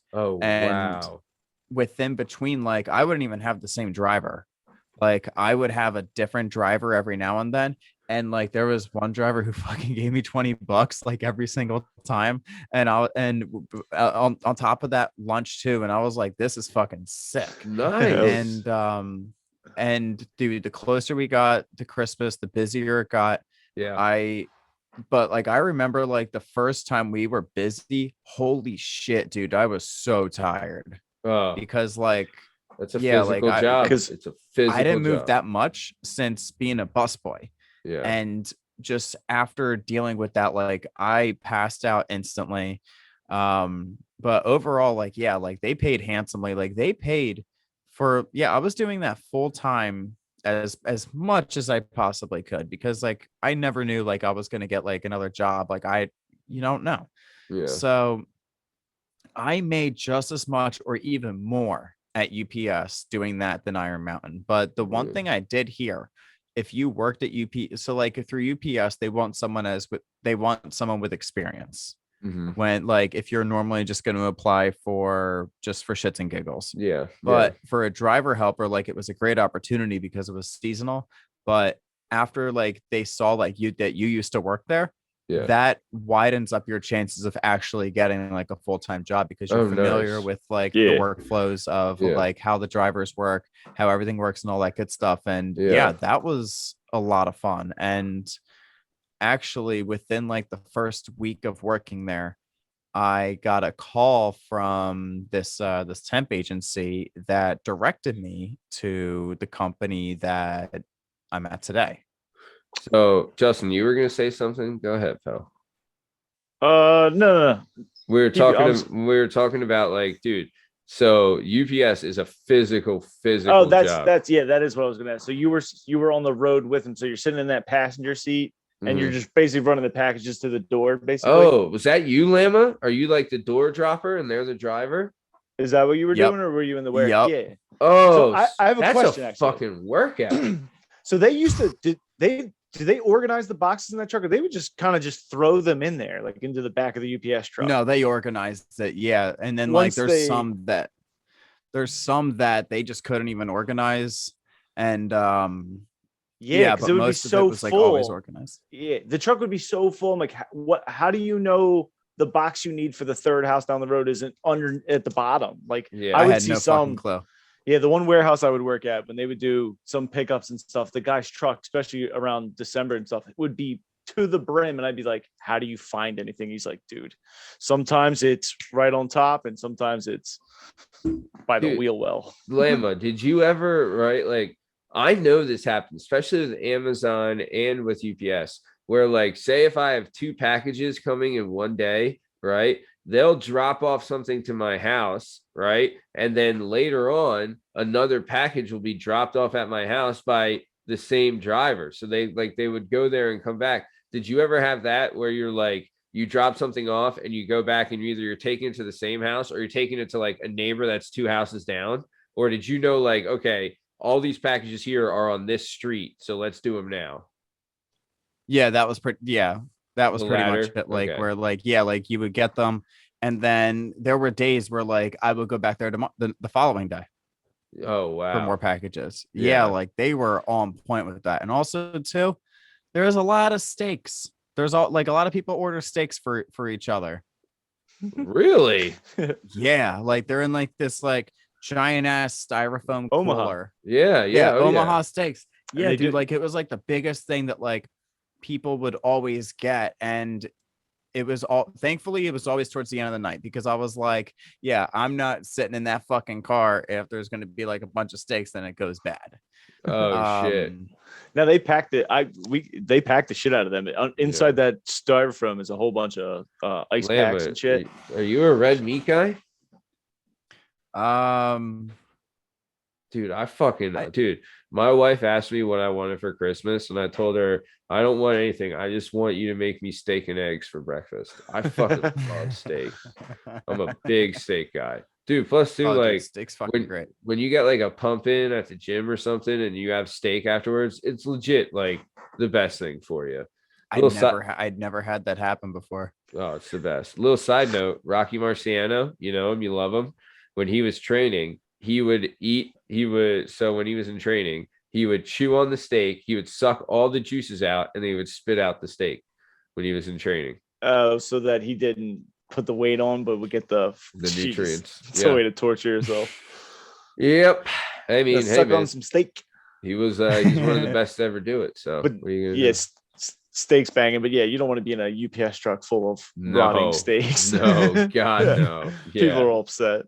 Oy. That could turn ugly real quick. So nice. So like you're saying, you're doing UPS, then you get a call from a temp agency to take you to the company that you're currently at now, right? Yep. So spoiler for everybody out there, and I mentioned this at the top of the show, me and Llama work for the same company. We're not going to say what it is, but it's a major global company. It insured the Olympics, our company. So, you know, Cool. It is what it is. We're ballers. No big deal. We got 401ks and salaries. It's all good. You know what I'm saying? PTO. Oh, PTO. God, is there anything better? Is there? I I honestly was you. pumped about like the fact that they like of how much they gave us at my first office job. Yeah.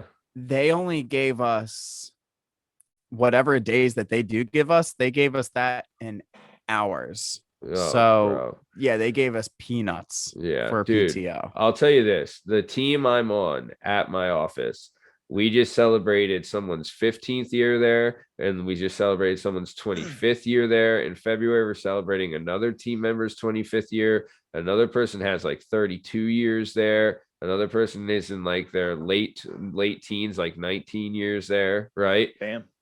And the reason is because our place takes care of their employees, right? Like, we get Christmas gifts. We get like before COVID, they would do big baller, Christmas and summer parties and stuff. And like, they're always giving us like swag and stuff.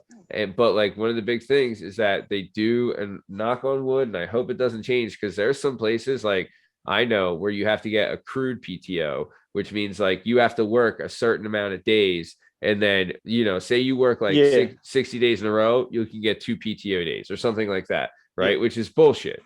Like PTOs are for emergencies.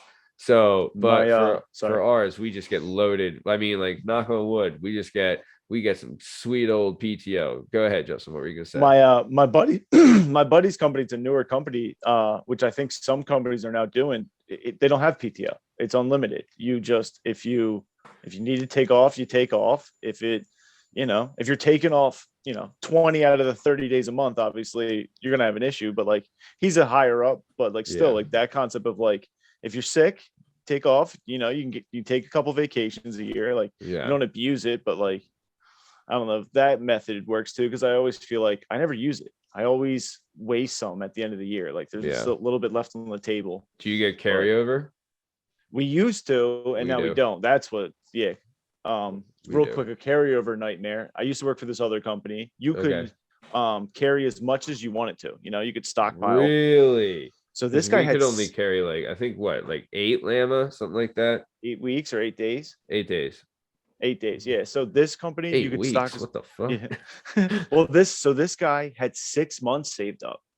And a lot of guys, when you retired from that company, they would just buy it out. So it would be like an extra bonus when you did retire, He had 6 months of PTO saved up. Yeah. He got bought out. And in that meeting, he brought it up, and they were like, we will not honor any saved PTO. And he was like, he just lost. I mean, he was a higher up. So like, if he made 80,000, he just lost $40,000.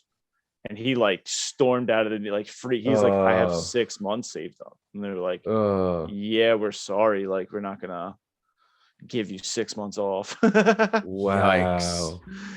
Wow. That's so use your PTO. Yeah. Hey, take a vacation day. Yeah. Nobody go to work tomorrow. No. Dude. Once you get to that level though, it's like you can't, like, there is no PTO days sometimes. Like you don't have a choice. Yeah. For them, it's like tough to get an escape. From my experience of talking with them, at least, like they really have to like get out there and like lose their phones and stuff, because that's one thing, like you can get some people, I don't have it anymore, but I used to be able to access everything on my phone.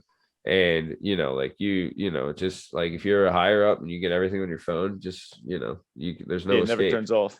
Oh man. Yep. Llama knows all about that. We're going to get into it. So when you got brought in as a temp, what position were you brought in as? Inspection scheduler. Okay. So the company we work at, so this is how it works, right?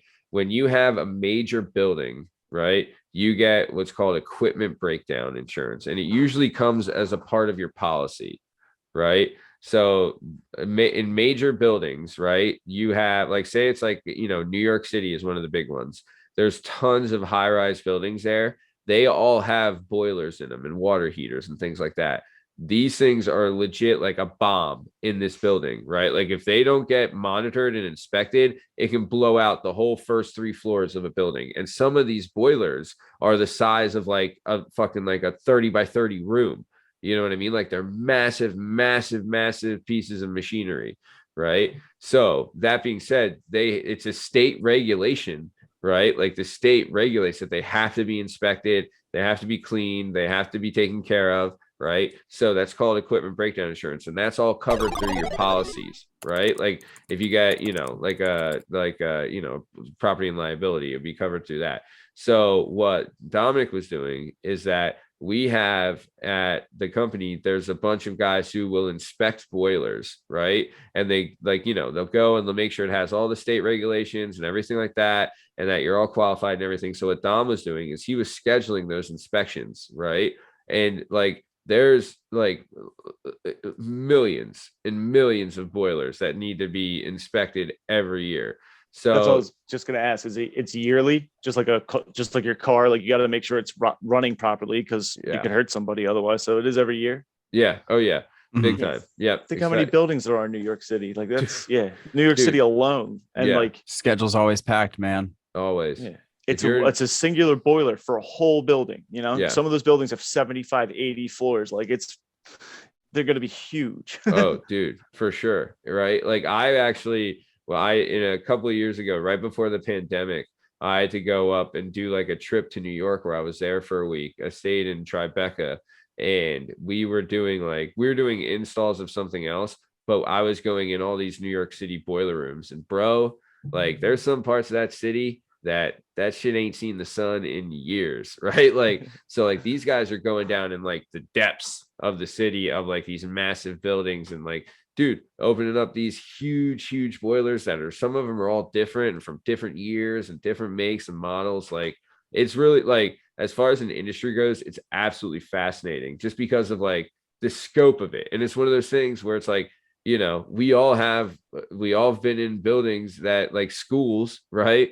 Like, and boilers and water heaters and all that stuff. Like we've all used them. We've all been, surrounded. Like it's something that's been in our lives forever. That who maintains it, who monitors it, who's insured, so it's just a thing. And like they don't even really do, like they have so much that they don't even really do domestic. It's all commercial, right?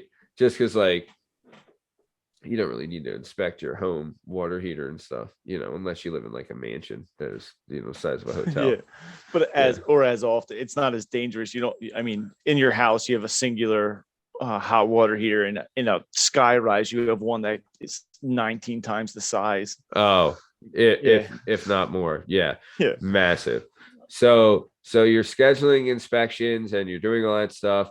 And then this is kind of where we met and your life changed forever. Then I was working on a team. So when I was working there, I started in the same position where I was scheduling inspections. And then they had a meeting where they talked about this thing. It was called IoT. It's called Internet of Things, right? Where it's really just IoT really just encompasses everything, right? So it's really like sensor monitoring and, like preventative insurance and stuff like that. And they had talked about it at this meeting as being the next industrial revolution, right? So right away, I was like, sign me the F up right now. So I got on that team, and then maybe a year or two later, I'm still on this team, and Llama shows up, and we're looking to expand the team. So I was like, Llama, let's go, jump on in. So we got Llama on the team and like took him under my wing, and we're able to start getting things going, and now he's been there for a couple of years, right? And he's been kicking ass and taking names, and he's definitely one of the more tenured, valued guys on the team. He knows what he's doing. He does a lot of the heavy lifting there. He does a great job, and I'm super proud of him. But let's get into this, Llama. So what's like a day in the life of your current role as an IoT sensor tech? So what's a day in the life like for old Llama? All right. So pretty much depending on throughout the week, we do some on-call stuff. So for me, I'm on call like a few days a week to pick up on some alerts that happen to go off for a client company who I'm not going to say. So what is like alerts for what? So how pretty does much it go? just for like low temperature or water detection.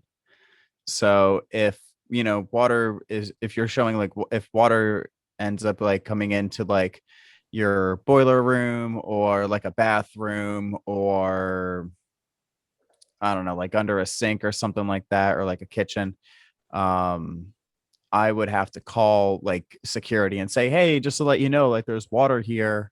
I don't know how much, but you might want to go ahead and check it out. Anywhere And- there's a sensor, like and anywhere you put a sensor, you get an alert, and then you send out the proper response to the sensor. Yeah. Like it could be water, or it could be like the temperature of the boiler's not working correctly. Like, so you can like identify the issue before you even send somebody out, I guess, in a way. So we wouldn't send somebody out. Like I would call security, and they would, and I'll just tell them like, hey, this water sensor went off. You might want to go ahead and check it out. So it's like this, Justin. Yeah, no, Tom, you're absolutely right. So it's like this. Imagine this, right? There's a lot of buildings, right, that people aren't there all the time, right? So say there's like a building that, it's a building that people aren't there all the time. And that say if they're only there on the weekends, right? So say if like a pipe were to burst on a Tuesday, right? Yeah. And no one's there until Saturday, the claim is massive.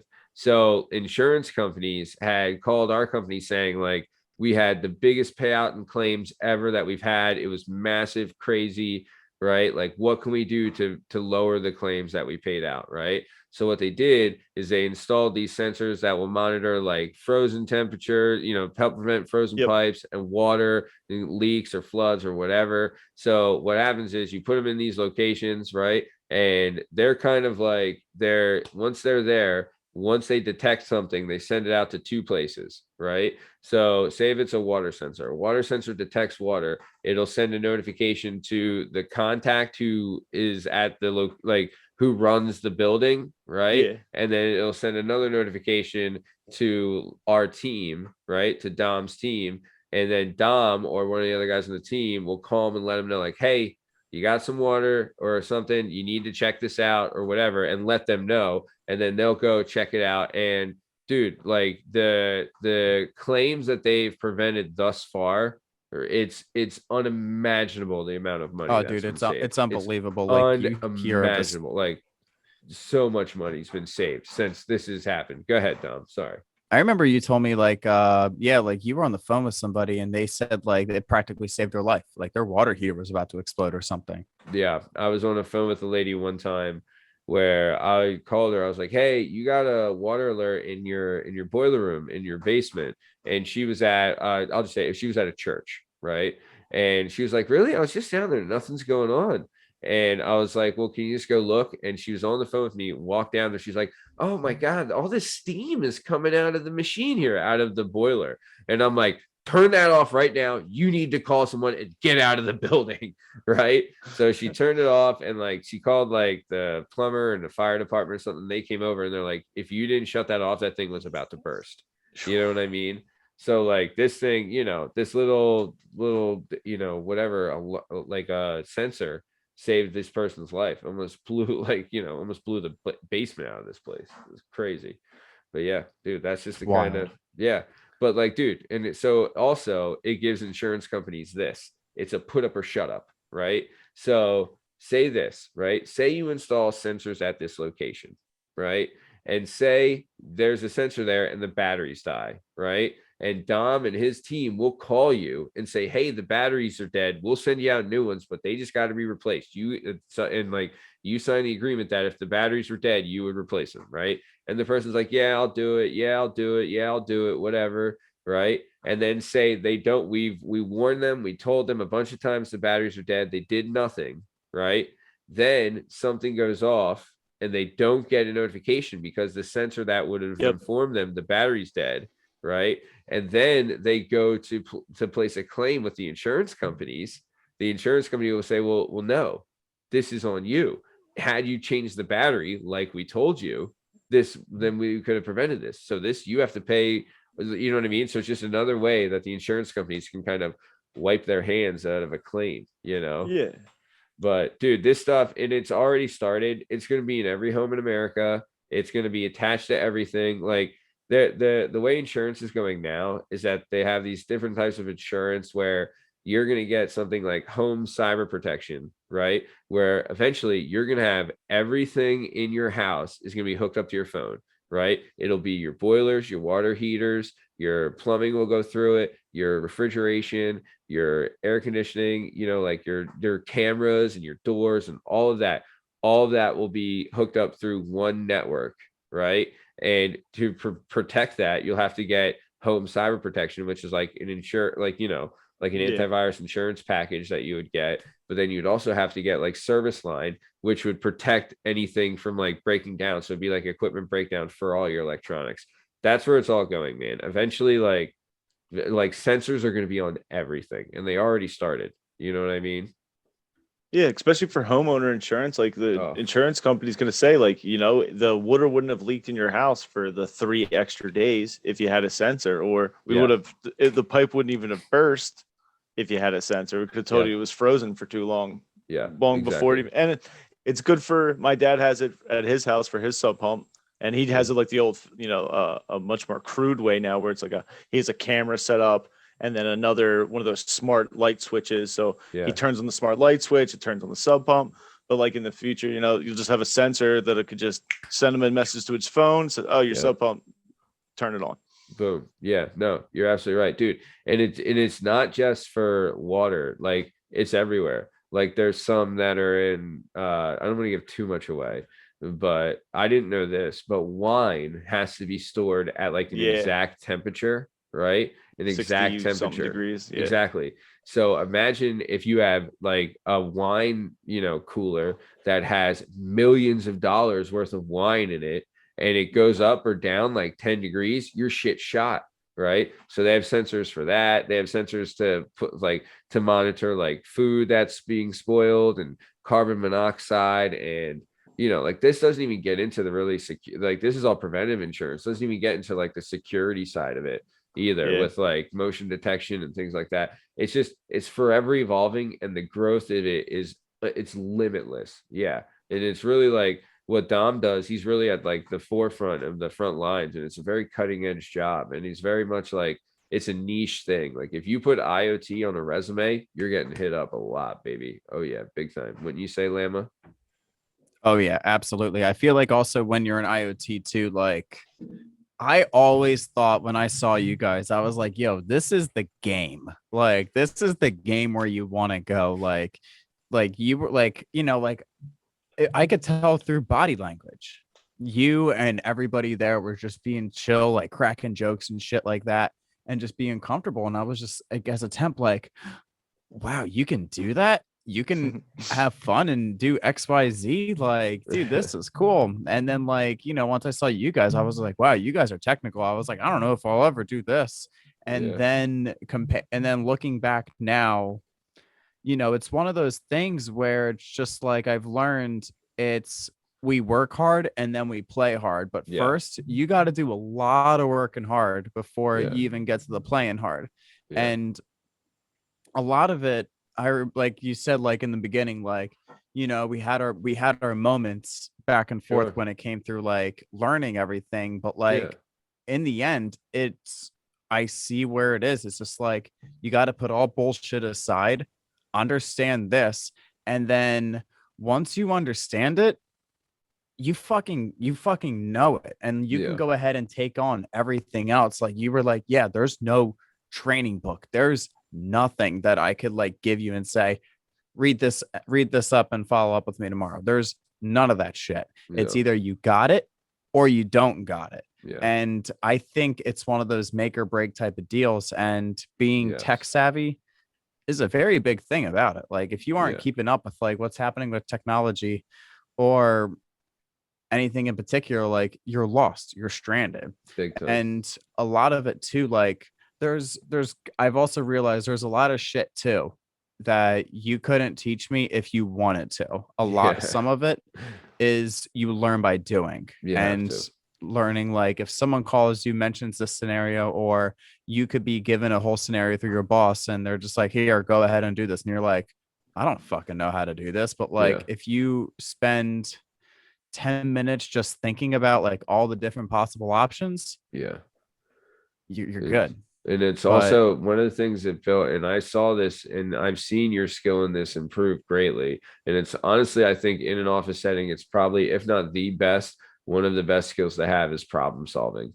Problem solving is such a skill, and it's so underrated. And like you said, when there was a problem, you would get frustrated because you'd come to me and be like, well, this is the issue. And I'm like, hey man, There's no right answer for this, right? Because you can say this and they could come back and say this, this, or this, right? And then you pick this, right? And then they can come back and say this, this, or this, right? So it's forever evolving. You just got to like know, like, you know, it's just you got to have all the tools to be able to put the shit together. But it is problem solving is a big, big part of it. And stepping up. And plus, too, like you're on call 24/7. So that's just like the toughest. Oh my god, the toughest. Oh yeah, dude, sleepless. Some nights are sleepless. Like I'm running on. I got woken up like this like last night twice, and I couldn't go back to sleep. So like I'm running on like maybe I'd say about 3 hours of sleep plus the the Keurig died out. So like run.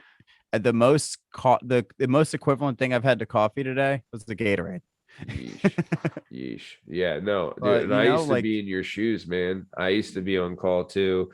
And like, dude, like I remember when I had a newborn and I was getting calls, like, oh my god, my wife wanted to kill me. She was like, if we get one more fucking call and it wakes that baby up, you're all dead. You're dead. You know, I did notice how like you can bypass that. I accidentally discovered it today. So I've realized with that notification. You noticed, hold on, can you say it again? You noticed what? So like, you know how like through that app, like that sound is unavoidable. Oh, for sure. Like, but I figured out that the first thing I'm going to say is not the initial thing why I wanted to bring it up, but like, yeah, like that sound I found out you can turn off like throughout your day. So like, nice. When I went and saw like the new Spider-Man, I was like, yo, I'm turning this shit off. I'm a backup guy. I'm turning that fucking sound off. Yeah. But I found out like whenever like I was on call, I decided like as a New Year's resolution, I'm going to be better with my phone and not be on it for a long time. So I started like going into my apps or like, I'm sorry, like screen time. And I did like this limit thing to where it's just like all social media I can't access until 10 a.m. on weekdays. Nice. And then on weekends I can access it from like no access from 9 to noon. Oh. And what I noticed was with the on-call app, I noticed like between like 6 a.m. and 8 a.m. I'm not getting any calls. Mm-hmm. From like 6 a.m. to 10 a.m. I'm like, yo, this shit's not going off. This must be good. And then I realized like once it was past 10 a.m. I saw a notification that said, oh, this came off like an hour ago. Luckily someone got it. But I realized like if you add that to like one of your like downtime and you say like, I don't want to be on this app during my downtime, it cancels out everything. Yeah. And I was like, I'm gonna change that because I don't want to get in trouble. Okay, can't be missing too many calls. No. Oh no, like I think I've been pretty good with it. Hurricane Ida was the biggest fucking shit show. So it went off like around like 9:30, and not only did it go off a couple times, but it went off like back to back to back to back to back. Jesus. So it went off 12 times when I was awake. Ugh. And then I woke up a couple times and answered those. And then afterwards I passed out, and then another one went off and I was out cold and I missed it. Ugh. And I go in the next day and I was just like, dude, I knocked out 12, but that last one, my body said, fuck you, I'm not doing it. You're like, my mind is telling me no, not my body. So, all right. Nice. Well, dude, Llama, I'll tell you what, buddy, we're coming to the top of time. I can't tell you how fucking proud I am to see how much you've grown and how good you've been doing and just like the role you've taken in the team and everything you've done. And I just know you're kicking ass, man. And I'm just so proud of you and I'm so happy for you, buddy. So yeah, thanks, man. Could have done without you. I always tell people like, I was like, yeah, Matt's like my Tony Stark. And you're Spider-Man. Yeah. Love it. It's a good leader. Like, you took me under your wing, and I've never made you more proud. Hey, man. No, you kill it. Go ahead, Justin. I got one last question before we wrap up. What are you currently playing? I just started playing Dying Light. It's dope. Currently playing. So this is going to be a fun story. I'm now playing Halo Infinite. Excellent. I haven't played that yet. So basically I'm back on the Xbox now. I actually got the brand new Xbox Series S from my uncle. Nice. He got it for free from his company with a bunch of points that he had, and was like, "You want it?" And I'm like, "If I don't have to pay shit, then yeah." So You're he like, gets whose me the ass do I gotta Xbox kiss to Series get this? S.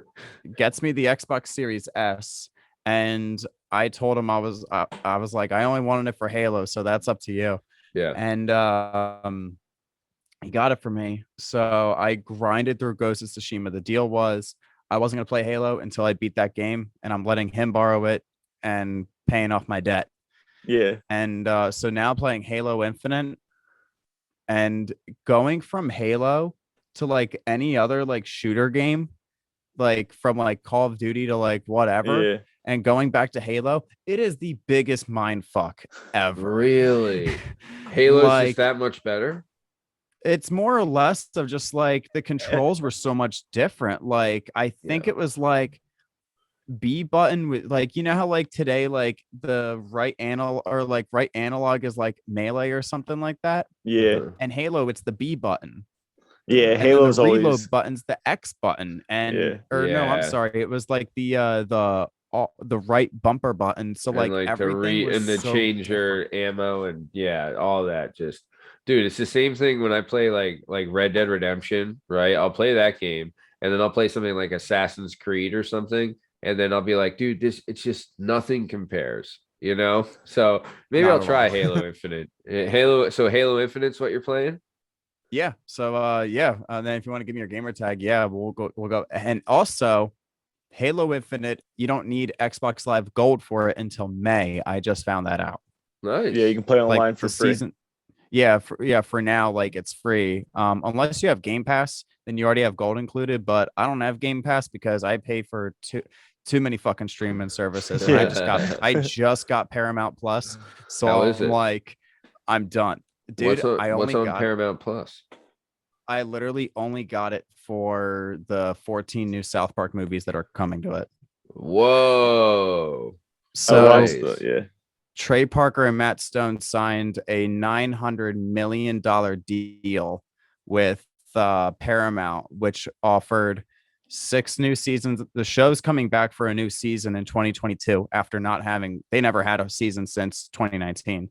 And then they're having 2 movies, like 2 1-hour movies every year. They just released one in November and one in December called the Post-COVID movie. And then so 2022, they're going to have 2 movies, and then so on and so forth until 2027. Wow. And I was like, fuck it, dude. Like, I'm getting it for this. Dude, I had borrowed someone's Apple TV. You know who you are, fan of the show, listener of the show, and you know I love you. I borrowed their Apple TV to watch Ted Lasso. Have you seen Ted Lasso? I watched the beginning of it, and then like one of my friends called me, and I just never got to like watching it. But like I know the main guy that's in it. He's the dad from We're the Millers, and I fucking love him. Yeah, Jason Sudeikis. No, honestly, the show is really, really good. But nice. So, and also, if you have Disney Plus, you gotta watch the new Boba Fett. So fucking good. That's only at time of recording. There's only been 2 episodes, and both of them have been fucking killer. So nice. I watched Black Widow on Disney Plus last night. That was pretty good. I like that. That was pretty good. I liked it. Did you see Falcon and Winter Soldier? I haven't. Like I was already like in the process of watching WandaVision at the time, and then that came out. WandaVision was fucking killer. Oh fucking my great. God, that was so good. Dude, Loki was the best. Oh, dude. Oh, Loki. Yeah, that was the best show. So good. That's been the best. I agree. Best one thus far. So fucking and good. Hawkeye wasn't like, I didn't think I'd like Hawkeye. It actually I kind of had fun. I enjoyed it. Yeah. I like that she's in Black Widow, the new Black Widow. Florence Pugh is the actress's name. I like her. She's funny. Oh, I fucking love Florence Pugh. She's good in the movies. Love Florence Pugh. Did you see The Outlaw King? No, I did not. You saw The Outlaw King. It's the story of Robert the Bruce, 17th Earl of Bruce, the guy that freed Scotland after William Wallace died. You know? Okay. Yeah. And she's in it, and you get to see her naked. Woo! And then you got she's fighting with your family, dude. Florence Pugh. I'm a big fan of Florence Pugh. See Midsummer? No. That's the movie. She's in that horror movie. It's wild. Yeah, horror movies. It's like a thriller, I guess. But yeah. Oh, nice. Maybe I'll check it out. So nice. All right, let's keep it moving. So we're coming to the top of time. Llama, this is a great fucking time. J-Dub, I know you and me are usually on the same page with this, but Llama, if you'd be willing, we'd love to have you come back on the show. Dude, fucking absolutely. This was a lot of fun. This is always, so much fun. I could talk about video games for hours. Dude, I would love me too. Video game if you're coming back on, that's all we're talking about. Yeah, we're just talking about video games the whole time. We should do a video games roundtable. What do you think? Know anything about Metal Gear Solid lore? Oh, dude, we should. That's another good idea. Let's do a video games roundtable, right? Like that would be fucking killer. Who else? Who else is a big gamer, right? So it'd be like me, you, Llama. Who else can we be that's a big gamer? Do you know anyone? I know a couple people like I know some people are like into like Counter-Strike and play like competitive like shooter games, and I know like I like everything. I like fantasy. Same. Like I like the campaign more than I do online. Agreed. Dude, especially the Call of Duty World War II campaign, fucking incredible. I actually just replayed. Incredible. My brother was cleaning up the basement at my mom's house, and the PS4 copy of that was downstairs. I literally just replayed the campaign to that, where you're sneaking around. It's awesome, yo. It's so fun. Good. When you're storming the beach, come on. Yo, it's hard. Oh, so hard. You die so many times, yo. It's like pure luck to cross that beach. Yeah, for sure. You die 1,000 times. So, but no, this is cool. Nice. So, before we get out of here, Llama, anything you want to say to the Lamanites out there? Yeah. So, as Matt mentioned, I do have a Twitch and a YouTube channel, which I did do a skit for Working Perspectives podcast. Yep. In my YouTube channel, I like I said, I was inspired by Super Mario Maker 2, which or the first Mario Maker that made me want to do this. So like if you want to check that out, go ahead, check it out. Yep. Don't know when I'm coming back, but there's some good stuff in there. We'll have links in the description of this episode to all your stuff. So I subscribe to it. I'm a big fan of Llama's work, and like for everyone that's been watching for a while, which we know you all have, that you've seen Llama's commercial, which was great, and all this stuff. So and like maybe one day the Mario Kart video will make its way out and you can hear Llama do the commentating on that. But so like we said, links for all Llama's Twitch and for your YouTube channel, everything like that will be in the description of this episode. I also have a photography account too. If anyone wants to follow that, Instagram at Dominic McGinley Photography. It's got a bunch of like random pictures from a bunch of concerts I went to in the past. Just like hoarded a bunch of photos and decided to edit them and fuck with them till they looked good. And then as well too, for all, speaking of music, some of my very, very close friends, if anyone's into like indie rock, they have a band called Beach Dream, which is beach with 2 E's. And you can go ahead and find them all music platforms. I would highly recommend listening to them. They are really good jams. And then if you're also interested in the band too, they also have merch, and you're looking at or listening to the merch guy. So I would recommend that too. We'll have links for all that in the description of this episode. Tom's photography is a great follow on Instagram. I follow it. And then we'll have links to all the merch and everything in the description of this episode for sure, Llama.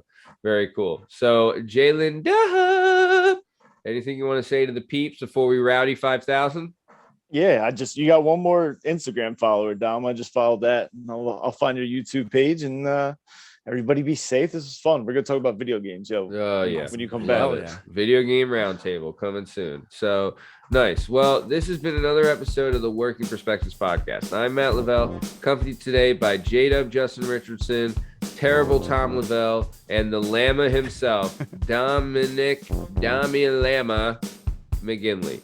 You can find all our stuff and all our content on all podcast platforms and YouTube at Working Perspectives Podcast. You can hang out with us on Instagram at Working Perspectives Podcast, and you can join us on the Twitter and the TikTok at workingppod. If you'd like to be a guest on the show, please email us at workperspectives@gmail.com.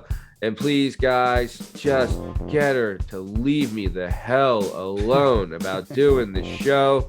Like and subscribe so my wife stops bugging me about doing the show. Thanks for listening. Stick around for the ad read. Thanks. See ya.